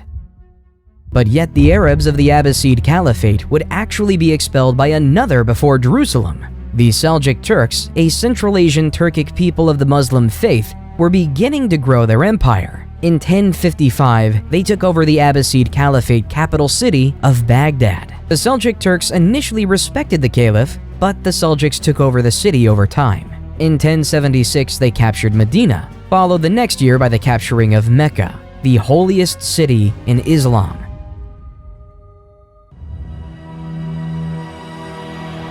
Due to this, the Muslim world wasn't ready for Pope Urban II at the Council of Clermont in 1095 to call upon all Christians to take up arms and liberate the Holy Land from Muslim rule. The Pope promised spiritual rewards and forgiveness of sins to those who joined the crusade, and many knights, nobles, and peasants were inspired to take up the cause. Many European nobles, such as Godfrey of Bouillon, Toulouse, Bohemond of Taranto, and Robert of Flanders, brought their armies from Europe on their journey to Jerusalem. While the Christians were united, the Muslims were divided and unable to put up a strong defense against the Crusaders. Hence, the Christians took over the county of Edessa in 1098, and finally the holy city of Jerusalem in 1099. However, the crusade wasn't done. In 1144, the Muslim forces led by Turkish ruler Ahmad ad-Din Zengi launched a siege against Edessa. The city was poorly defended, and the Crusaders could not resist the Muslim forces for long. After a siege of several weeks, the city was breached, and the Muslim forces overran the city, killing or enslaving much of the population. But the Christians weren't happy with that, so in 1147, the massive armies of Europe came back with attempts to free Edessa. The Crusaders faced significant logistical challenges, including shortages of food and supplies. They were also plagued by infighting and political rivalries, which called the campaign to be in ruin after the disastrous loss of the Battle of Anab in 1149, which resulted in the capture of King Louis VII and the loss of much of the Crusader army. While the Christians and Muslims were fighting, the Hindus in the Khmer Empire, under King Suryavarman II, built a fantastic temple for the Hindu god Vishnu called the Angkor Wat. Vishnu is an important god in Hinduism, known as the preserver and protector of the universe. He has 10 incarnations, or avatars, and is often depicted as having blue skin and holding 4 objects. As you approach Angkor Wat, you are greeted by a massive moat and a grand entrance gate adorned with intricate carvings of mythological creatures and deities. The main temple rises like a towering mountain, with intricate carvings and reliefs that tell the stories of Hindu mythology and the history of the Khmer Empire. The temple's galleries are lined with stunning bas-reliefs depicting scenes of battles, ceremonies, and daily life in ancient Cambodia. At the heart of the complex is the central sanctuary, a massive pyramid-like structure surrounded by smaller temples and courtyards. The sanctuary is considered the most sacred part of the temple, adorned with intricately carved statues and images of Hindu gods and goddesses. It was an incredible feat of human ingenuity. But yet in 1187, the Muslim commander from Egypt, Saladin, became fed up with the Christian rule of Jerusalem. So he declared a holy war across the Muslim world in order to reconquer Jerusalem from the Christians. The battle occurred on a scorching hot day in the hills near the Sea of Galilee. Saladin's forces numbered around 20,000. The Crusaders had a much smaller force of around 12,000 knights, soldiers, and civilians under the aptly named king, King Guy. The battle began with skirmishes between the two sides, but soon escalated into a full-scale engagement. Saladin's forces could use their superior cavalry to encircle the Crusaders, who could not break through the Muslim lines. The heat and thirst soon took a toll on the Crusaders, who were weakened and disoriented. The Muslim forces took advantage of the situation. They launched a fierce attack, breaking through the Crusader lines and capturing many knights. King Guy and a small group of knights were able to escape the battlefield. Still, the majority of the Crusader army was destroyed. The loss of the battle was a severe blow to the Christian forces in the region, and it paved the way for Saladin's conquest of Jerusalem. But the Christians weren't going to allow that, so guess what happened? Another crusade. This time, the 3 most powerful monarchs at the time, Emperor Frederick I of the Holy Roman Empire, King Richard I of England, and King Philip II of France, sent their best armies to reconquer the holy city of Jerusalem. However, all the force in the world couldn't retake Jerusalem from the grips of Saladin, leaving the Third Crusade to be a failure. Genghis was born to a mother kidnapped by his father and forced into marriage. Legend holds that he came into this world clutching a blood clot in his right hand. Before he turned 10, his father was poisoned to death by an enemy clan. Genghis's clan then deserted him, his mother, and his 6 siblings to avoid having to feed them. However, he soon began to make friends with the other clans throughout the Mongolian mountainside. By 1206, he had united all the various tribes, uniting 1 million people. For the time, Genghis was quite progressive. He made it illegal to sell and kidnap women, banished the idea of enslavement of any Mongol, and even allowed freedom of religion. When it came to war though, Genghis was as barbaric as the next one. His first campaign was against the Shisha kingdom in 1209. His army of mostly cavalrymen on horses quickly outnumbered and destroyed the kingdom. His next target was the Jin dynasty in China. From 1211 to 1214, the outnumbered Mongols ravaged the countryside, causing food shortages, resulting in the Jin army killing tens of thousands of their own peasants just so their elites could live. In 1214, the Mongols besieged the capital of Zhongdu, now Beijing, and burnt it to the ground. In the early 13th century, King John was facing increasing pressure from his barons, who were demanding greater rights and protections under the law. In response to their demands, John agreed to meet with the barons and negotiate a settlement. The result of these negotiations was the Magna Carta, a document that set out a series of rights and freedoms that the king could not violate. Among these rights were the right to a fair trial, the right to due process of law, and the right to be protected from arbitrary arrest and imprisonment. The Magna Carta also established the principle of habeas corpus, which required the government to produce a prisoner in court and provide a lawful reason for their detention. This principle has been a cornerstone of modern legal systems around the world.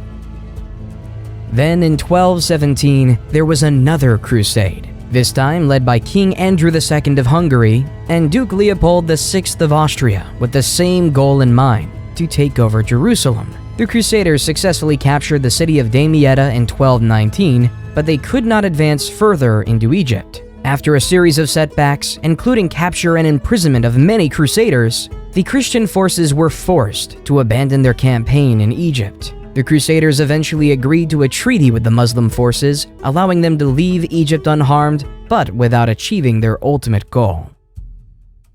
Genghis Khan wasn't done though. In 1219, went to war against the Khwarezm Empire in present-day Turkmenistan, Uzbekistan, Afghanistan, and Iran. During his raids, the Mongol horde swept through one city after another, taking over the likes of Bukhara, Samarkand, and Urgench. Skilled workers such as carpenters and jewelers were usually saved, while aristocrats and resisting soldiers were killed. Unskilled workers, meanwhile, were often used as human shields during the next assault. No one knows with any certainty how many people died during Genghis Khan's wars, in part because the Mongols propagated their vicious image as a way of spreading terror. At Genghis Khan's death, he controlled a massive territory from the Sea of Japan to the Caspian Sea. However, even more impressively, around 8% of the men in South Asia descend from Genghis Khan today.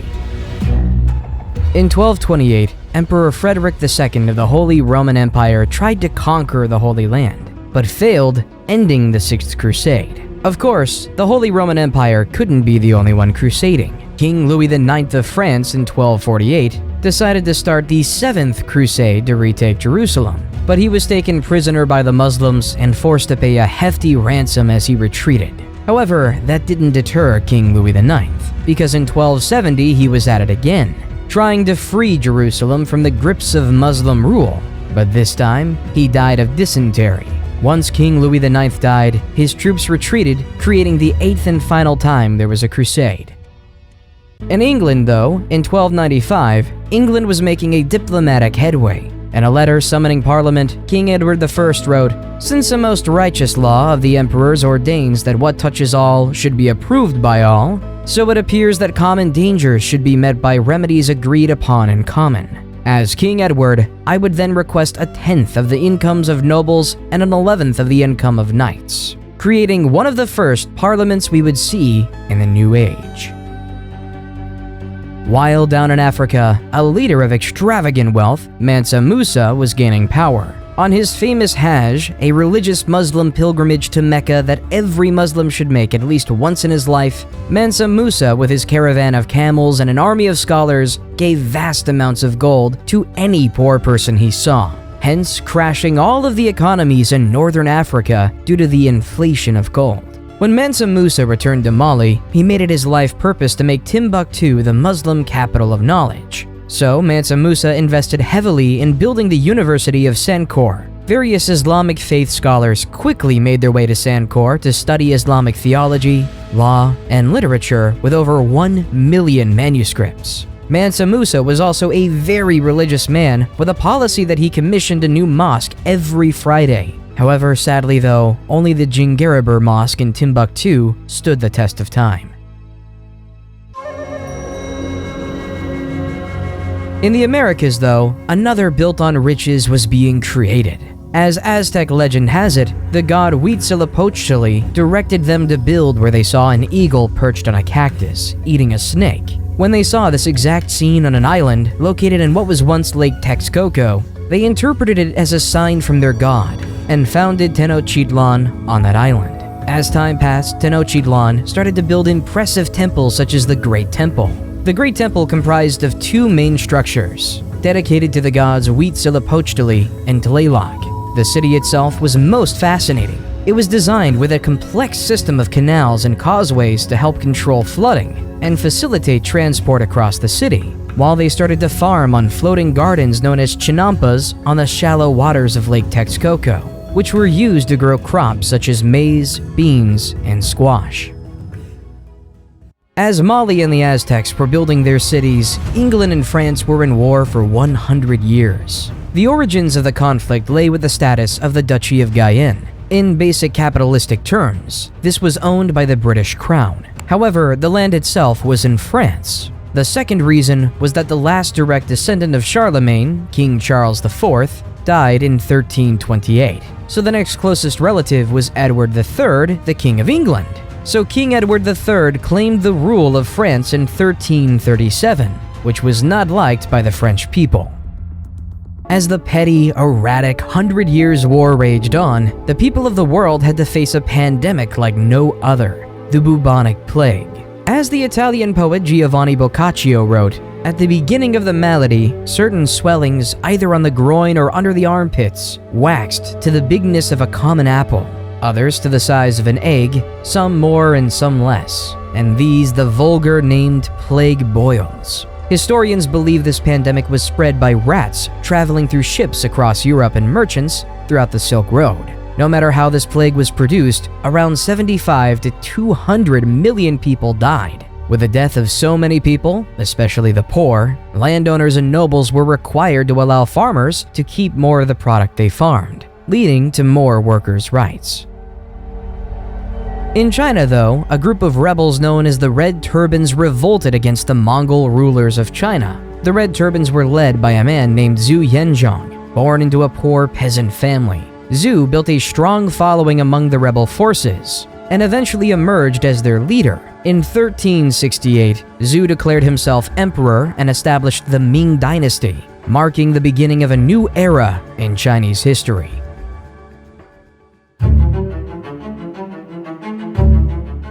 In 1428, at the age of 16, Joan left her home in the village of Domremy and traveled to the court of Charles VII, where she asked for permission to lead the French army against the English. At first, her request was met with skepticism and disbelief. Still, Joan persisted and eventually won the support of the French commanders. Joan's first major military victory came in the Siege of Orleans in 1429. She led the French troops in a series of daring attacks on the English forces, and she broke the siege and liberated the city. This victory boosted French morale and helped to turn the tide of the war in their favor. Over the next several months, Joan led the French army to victories against the English, including the Battle of Patay in June 1429. However, her success also made her enemies in the English and French court. In 1430, she was captured by the English and put on trial for heresy and witchcraft. Joan was subjected to a grueling trial. She was accused of various crimes, including dressing in men's clothing, practicing sorcery, and hearing voices. Despite the odds against her, Joan remained steadfast in her faith and her belief that she was carrying out God's will. In the end, Joan was found guilty and sentenced to death by burning at stake. She was executed on May 30th, 1431 at 19. Then, 20 years later, in the Battle of Castilian, Charles VII of France led a French army which defeated the English army, effectively ending English territorial claims in France. While back in the great city of Constantinople, the Byzantine Empire was declining. Weakened by years of war, political instability, and economic turmoil, In contrast, the Ottoman Empire, led by Sultan Mehmed II, was on the rise. And the Sultan saw an opportunity to expand his empire and gain control of the strategic city of Constantinople. By 1453, Mehmed II led an army of 80,000 soldiers, including elite Janissary troops and a powerful artillery force, to besiege Constantinople. The Byzantine defenders, led by Emperor Constantine XI, were vastly outnumbered and outgunned. They faced a seemingly impossible task to hold off the Ottoman assault. The Ottomans bombarded the city with artillery for nearly 2 months, causing extensive damage to the walls and fortifications. The Byzantine defenders, meanwhile, struggled to maintain morale and keep their troops fed and supplied. Then, on the fateful day, May 29, 1453, the Ottomans launched a massive assault on the city. Climbing up covered by siege towers, they were able to breach the walls and gain access to the city. Despite putting up a valiant defense, the Byzantine defenders were overwhelmed, and the Ottomans were able to storm the city and capture the capital, causing the Great Byzantine Empire to fall. In 1453, all paths no longer led to Rome, and all traces back to the Empire of Caesar were erased. It was replaced by the beginning of utter Ottoman domination in the region, ushering in a new era of Turkish power and influence in the Mediterranean. While the Byzantines might have been falling, the Russians were finally gaining their independence. At the time, the Mongol Empire was ruling over Russia, demanding that various Russian towns pay tribute or face the wrath of the Mongols. However, in 1472, Ivan the Great refused to pay such tribute. Over the next several years, he built up his military strength and was able to drive out the Mongol garrisons from various cities and towns throughout Russia. In 1480, the Mongols demanded that Ivan pay tribute or face military action, but after a tense standoff, they finally retreated. Ivan's victory was the beginning of a free Russia and the decline of the Mongolian Empire. Then in 1492, as Christopher Columbus sailed the ocean blue, the Europeans discovered the New World. Set initially on finding a path to India, instead he landed on an island in the Bahamas, which he aptly named San Salvador. When he and his crew set up camp, he met the Lucayans, skilled fishermen and farmers, who welcomed him and his crew and provided them with food and supplies.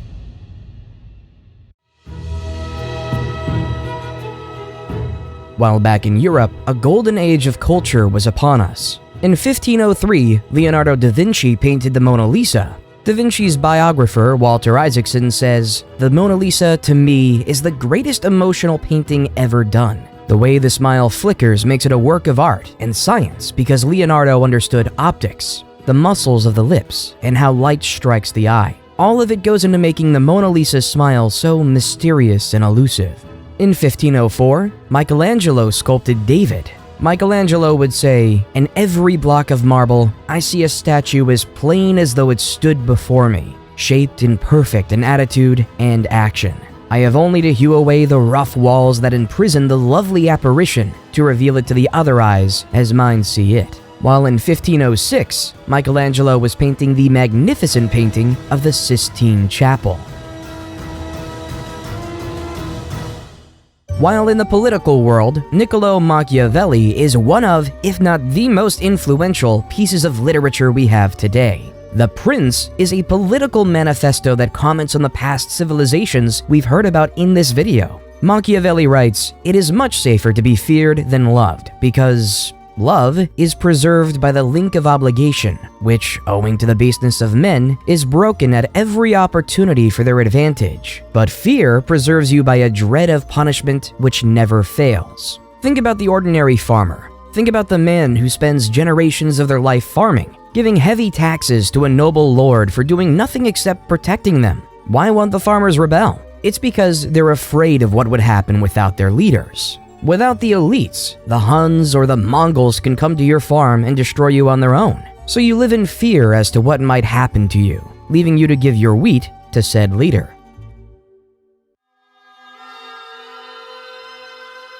Martin Luther, though, didn't just report on the basics of human nature. Martin wanted to make a difference and was sick of the Catholic Church. At the time, the Catholic Church was selling indulgences, which were certificates that people could purchase to reduce the amount of time they would spend in purgatory after they died. Luther believed this practice was corrupt and went against the Bible's teachings, which emphasized the importance of repentance and faith over material wealth. In protest, he wrote a series of 95 theses, or arguments, challenging the Church's authority and calling for reform. On October 31st, 1517, Luther nailed his 95 theses to the door of the castle church in Wittenberg, which was a common way of announcing a public debate or discussion. Luther's 95 Theses sparked a debate within the church and among European scholars and theologians. Some people agreed with his criticisms of the church, while others saw him as a heretic and a threat to the established order. The beginning of Protestantism was upon us.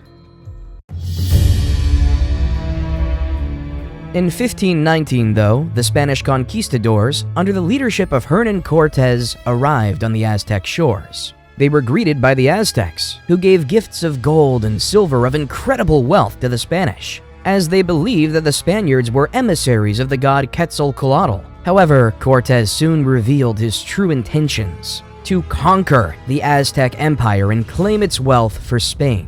Over several years, Cortés and his forces engaged in a series of battles with the Aztecs, marked by intense violence and brutality. The Spanish were aided by their superior military technology, including guns and cannons, and by the support of indigenous allies, who were the enemies of the Aztecs. Despite being vastly outnumbered, Cortés and his men made significant gains against the Aztecs, eventually laying siege to their capital city of Tenochtitlan. After months of fighting, the city fell to the Spanish in 1521, and the Aztec Empire was effectively destroyed. Then, following the strategy of Cortés, Francisco Pizarro led an expedition that conquered the Incan Empire in present-day Peru. Though the violence was authoritarian, the biohazards were even more demanding. The Europeans, due to having survived illnesses such as the bubonic plague and smallpox, developed immunity to many of these diseases that they've, one way or another, spread to the native people, essentially over time, killing them off. Under Suleiman the Magnificent's leadership, the Ottoman Empire became one of the most powerful and influential empires in world history. Suleiman was a brilliant strategist and military leader, and his reign was marked by significant conquests and political achievements. Like many other leaders, he set out to conquer the world. By the end of his reign, Suleiman the Magnificent presided over a vast empire that stretched from southeastern Europe to the deserts of Arabia and from the shores of the Mediterranean to the plains of Persia. His conquests included the capture of Belgrade and Budapest in Europe, Jerusalem and Mecca in the Middle East, and Tabriz and Baghdad in Persia. The Ottomans also became the dominant naval power in the Mediterranean, with control over North African cities such as Algiers and Tunis, creating the dominant Ottoman civilization.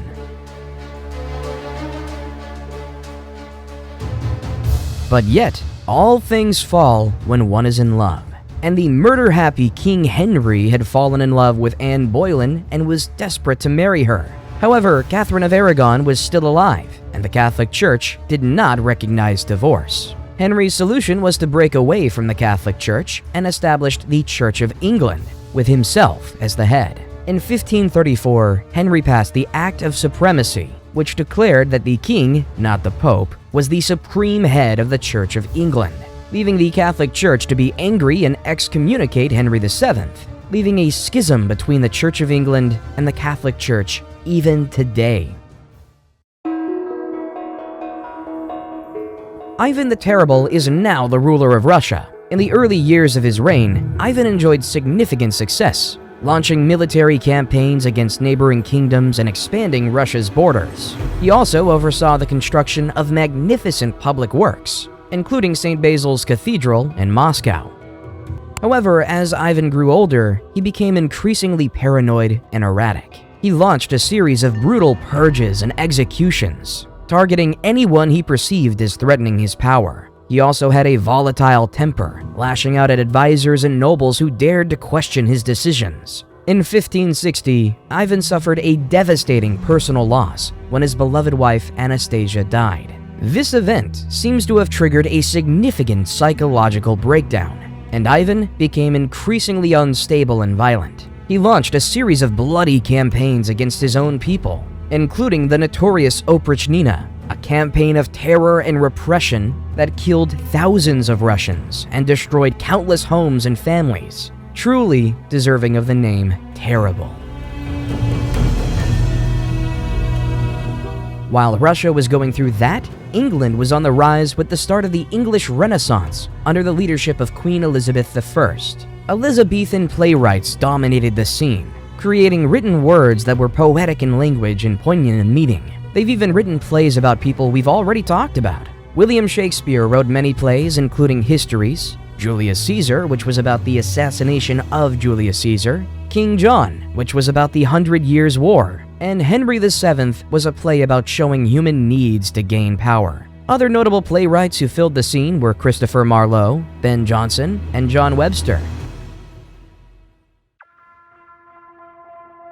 While on the other side of the world, the English colony of Jamestown was forming in Virginia, under the Virginia Trading Company. Slightly up north, Samuel de Champlain was establishing the French colony of Quebec in Canada.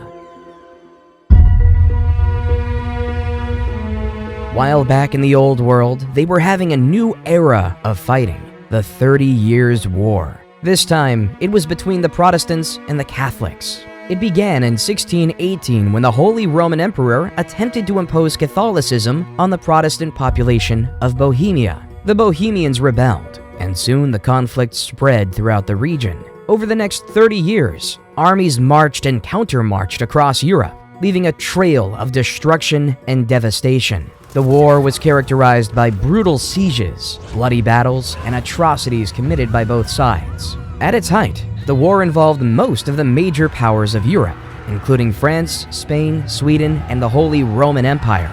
It was fought along religious, political, and economic lines, with each side vying for dominance and control. The war finally ended in 1648 with the signing of the Peace of Westphalia. The treaty recognized the Dutch Republic's independence, established the individual state's sovereignty within the Holy Roman Empire, and ended the religious conflicts that fueled the war. While in China, the Ming court was plagued by corruption, factionalism, and economic decline. The emperor at the time, Chongzhen, faced mounting pressure from his advisors to strengthen the military and defend against the Manchu threat. However, his efforts were hindered by infighting among officials and a lack of resources. In 1644, the Manchu army, led by Prince Dorgon, launched a massive invasion of China. The Ming army, weakened by years of neglect and corruption, was no match for the highly disciplined and skilled Manchu forces. The Manchus quickly conquered Beijing and installed their puppet emperor, ending the Ming dynasty, continuing the cycle of dynasties in China.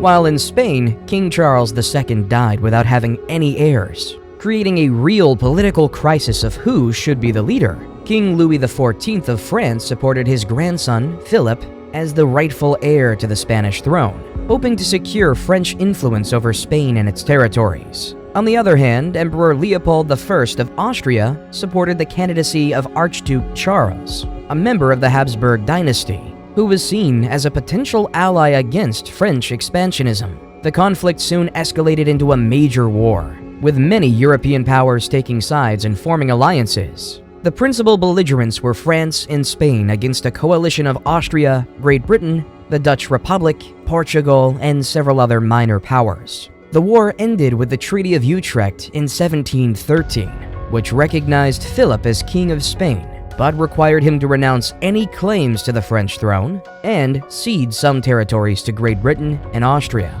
The Treaty of Rastatt, signed the following year, officially ended the war. In 1707, the Acts of the Union were passed by the Parliaments of England and Scotland, which united the two kingdoms into a single political entity known as Great Britain, hence creating the legal foothold that is Great Britain. However, Scotland took a disliking to this. There were protests and uprisings in the years following the Union, including the Jacobite risings of 1715 and 1745, which aimed to restore the Scottish monarchy and independence.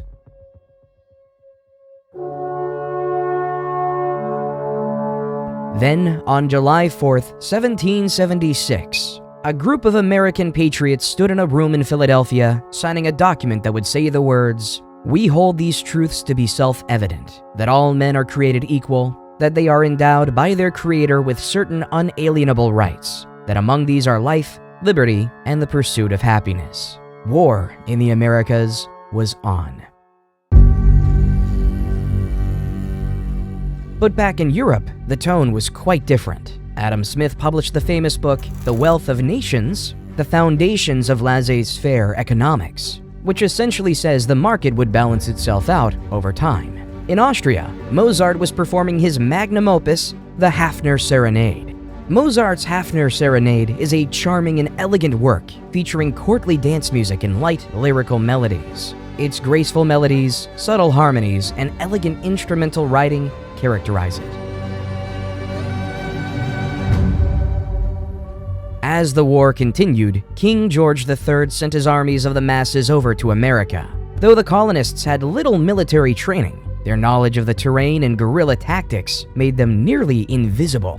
At the same time, the Red Army coats were easy to see for the Americans. In the summer of 1781, George Washington and French General Rochambeau marched their forces south to Virginia, where they laid siege to Cornwallis and his army at Yorktown. The British were trapped and could not escape by land or sea. The siege dragged on for weeks. The American and French forces bombarded the British with artillery. They dug trenches to inch their way closer to the British defenses. The French Navy defeated the British Navy in a crucial naval battle off the coast of Virginia, cutting off Cornwallis's only escape route by sea. On October 14, 1781, the American and French forces launched a massive assault on the British defenses. The British fought valiantly, but were vastly outnumbered and outgunned, and they soon began to falter. On October 19th, Cornwallis surrendered his army to Washington, effectively ending the war. The victory at Yorktown was a decisive moment in the war, and it marked the end of British rule in America and the beginning of a new experiment. With America finally being free from the totally tyrannical grips of Britain, they had one issue. How were they going to lead? Were they going to make General George Washington their monarch? Therefore, democracy was chosen. However, Plato made a good point many years ago, that the common man was incapable and not wise enough to pick a better leader to lead them to success. So the American-founded Constitutional Convention came up with this idea of the Electoral College, where the common man would vote for a particular person who would then have a say in who could be president. So instead of the president being directly voted on by the people, they would vote on elites, who would then vote for the president directly.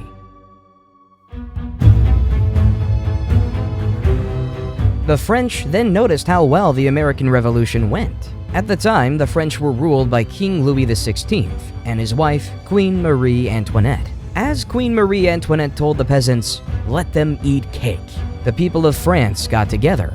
They decided they wanted more say in how the country was run, and they formed a group called the National Assembly and started making new laws to give them more rights. One of the most famous events of the French Revolution was the storming of the Bastille. This was a prison that represented the king's power, and the people wanted to show that they were not afraid of him. They broke into the prison and freed the prisoners, which started a revolution throughout France. Many influential people lost their heads during the revolution, including King Louis XVI and his wife, Queen Marie Antoinette. The people were tired of being ruled by a king and queen who didn't care about them, and they wanted to create a new system where everyone would have a say. And the people of France voted in Maximilien Robespierre. In 1789, Robespierre was elected as a delegate to the Estates General, which was convened to address France's financial crisis. He quickly emerged as a leading voice in the National Assembly, advocating for the ordinary people's rights and opposing the aristocracy's power. As the revolution continued, though, Robespierre became increasingly radical in his views, advocating for the execution of King Louis XVI and the establishment of a republic. He was elected to the powerful Committee of Public Safety in 1793, tasked with protecting the revolution and rooting out enemies of the state. Under Robespierre's leadership, the committee launched a period of intense repression known as the Reign of Terror. Thousands of people were arrested, tried, and executed for crimes against the revolution. Robespierre became known as a ruthless and uncompromising figure. However, Robespierre's power began to wane as the people grew tired of the violence and the instability of the revolution. In 1794, he was arrested and imprisoned along with his closest allies. On July 28, 1794, Robespierre was taken to the guillotine and executed.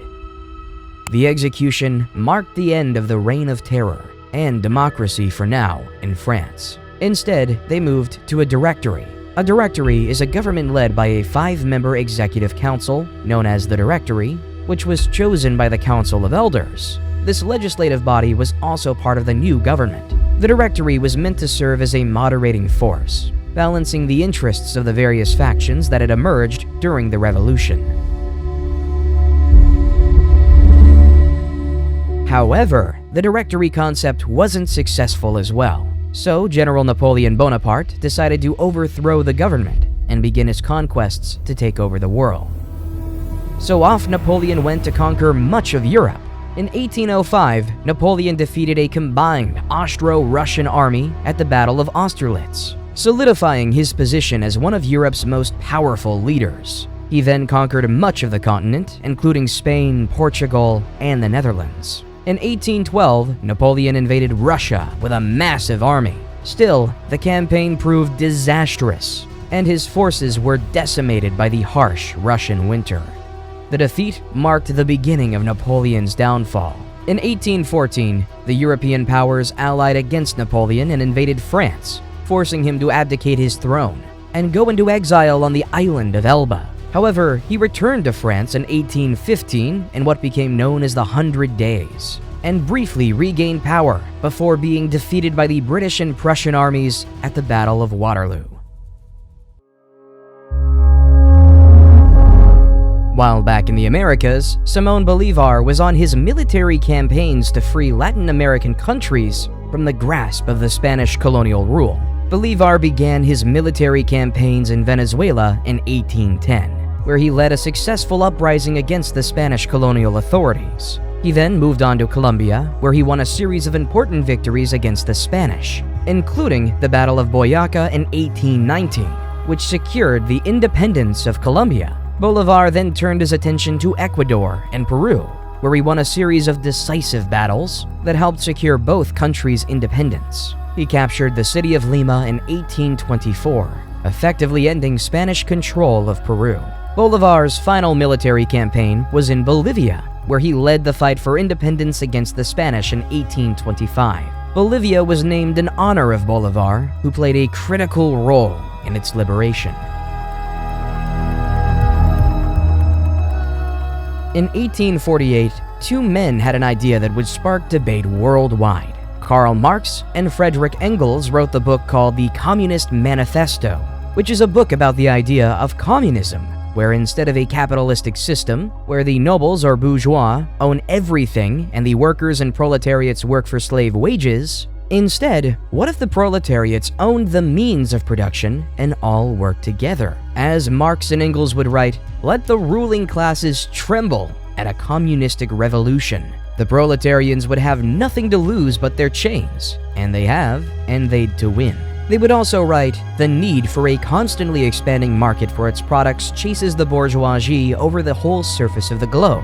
It must nestle everywhere, settle everywhere, establish connections everywhere.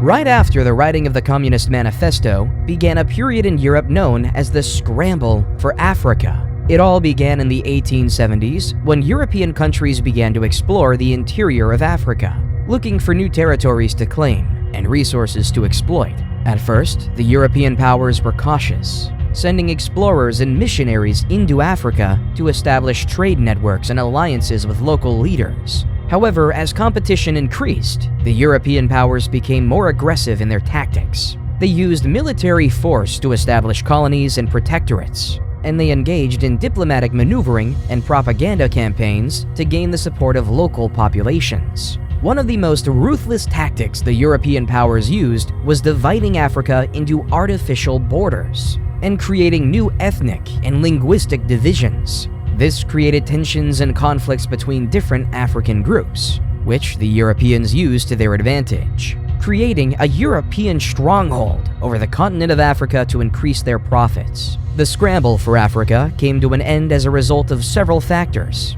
including changing international politics, economic realities, and rising African nationalism. One of the key factors that contributed to the end of the scramble for Africa was the changing balance of power in Europe.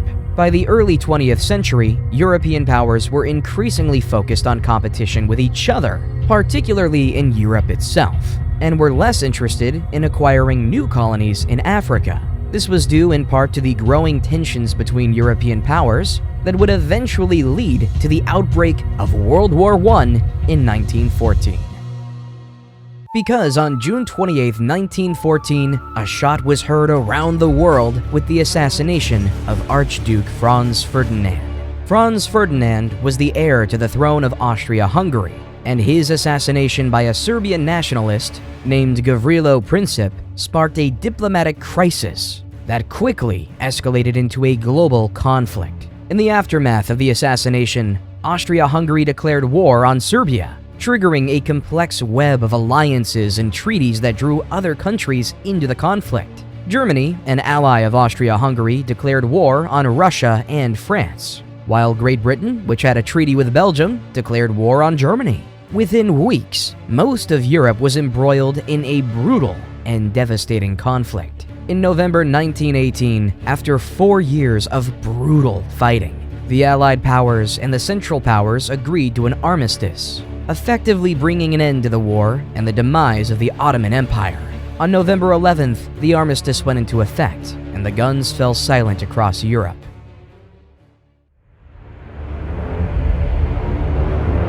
World War II. The peace was short-lived because a man named Adolf Hitler invaded Poland. Like Alexander the Great, Julius Caesar, Trajan, Attila the Hun, Genghis Khan, Napoleon Bonaparte, and Suleiman the Great, Adolf Hitler wanted to establish an empire for his nation and his people. Adolf had dreams of building an empire larger than anything that was ever created. He wanted to make the Roman Empire look like nothing. However, for the sake of the world, and especially those Hitler viewed as undesirable vermin, in April 1945, Soviet forces began a massive assault on Berlin. After weeks of intense fighting, the city fell on May 2nd, and German forces surrendered. Meanwhile, Allied forces were closing in from the west, and on May 7th, Germany signed an unconditional surrender, officially ending the war in Europe. A few months later, after the bombings of Nagasaki and Hiroshima, Japan surrendered as well, leaving the war to be over.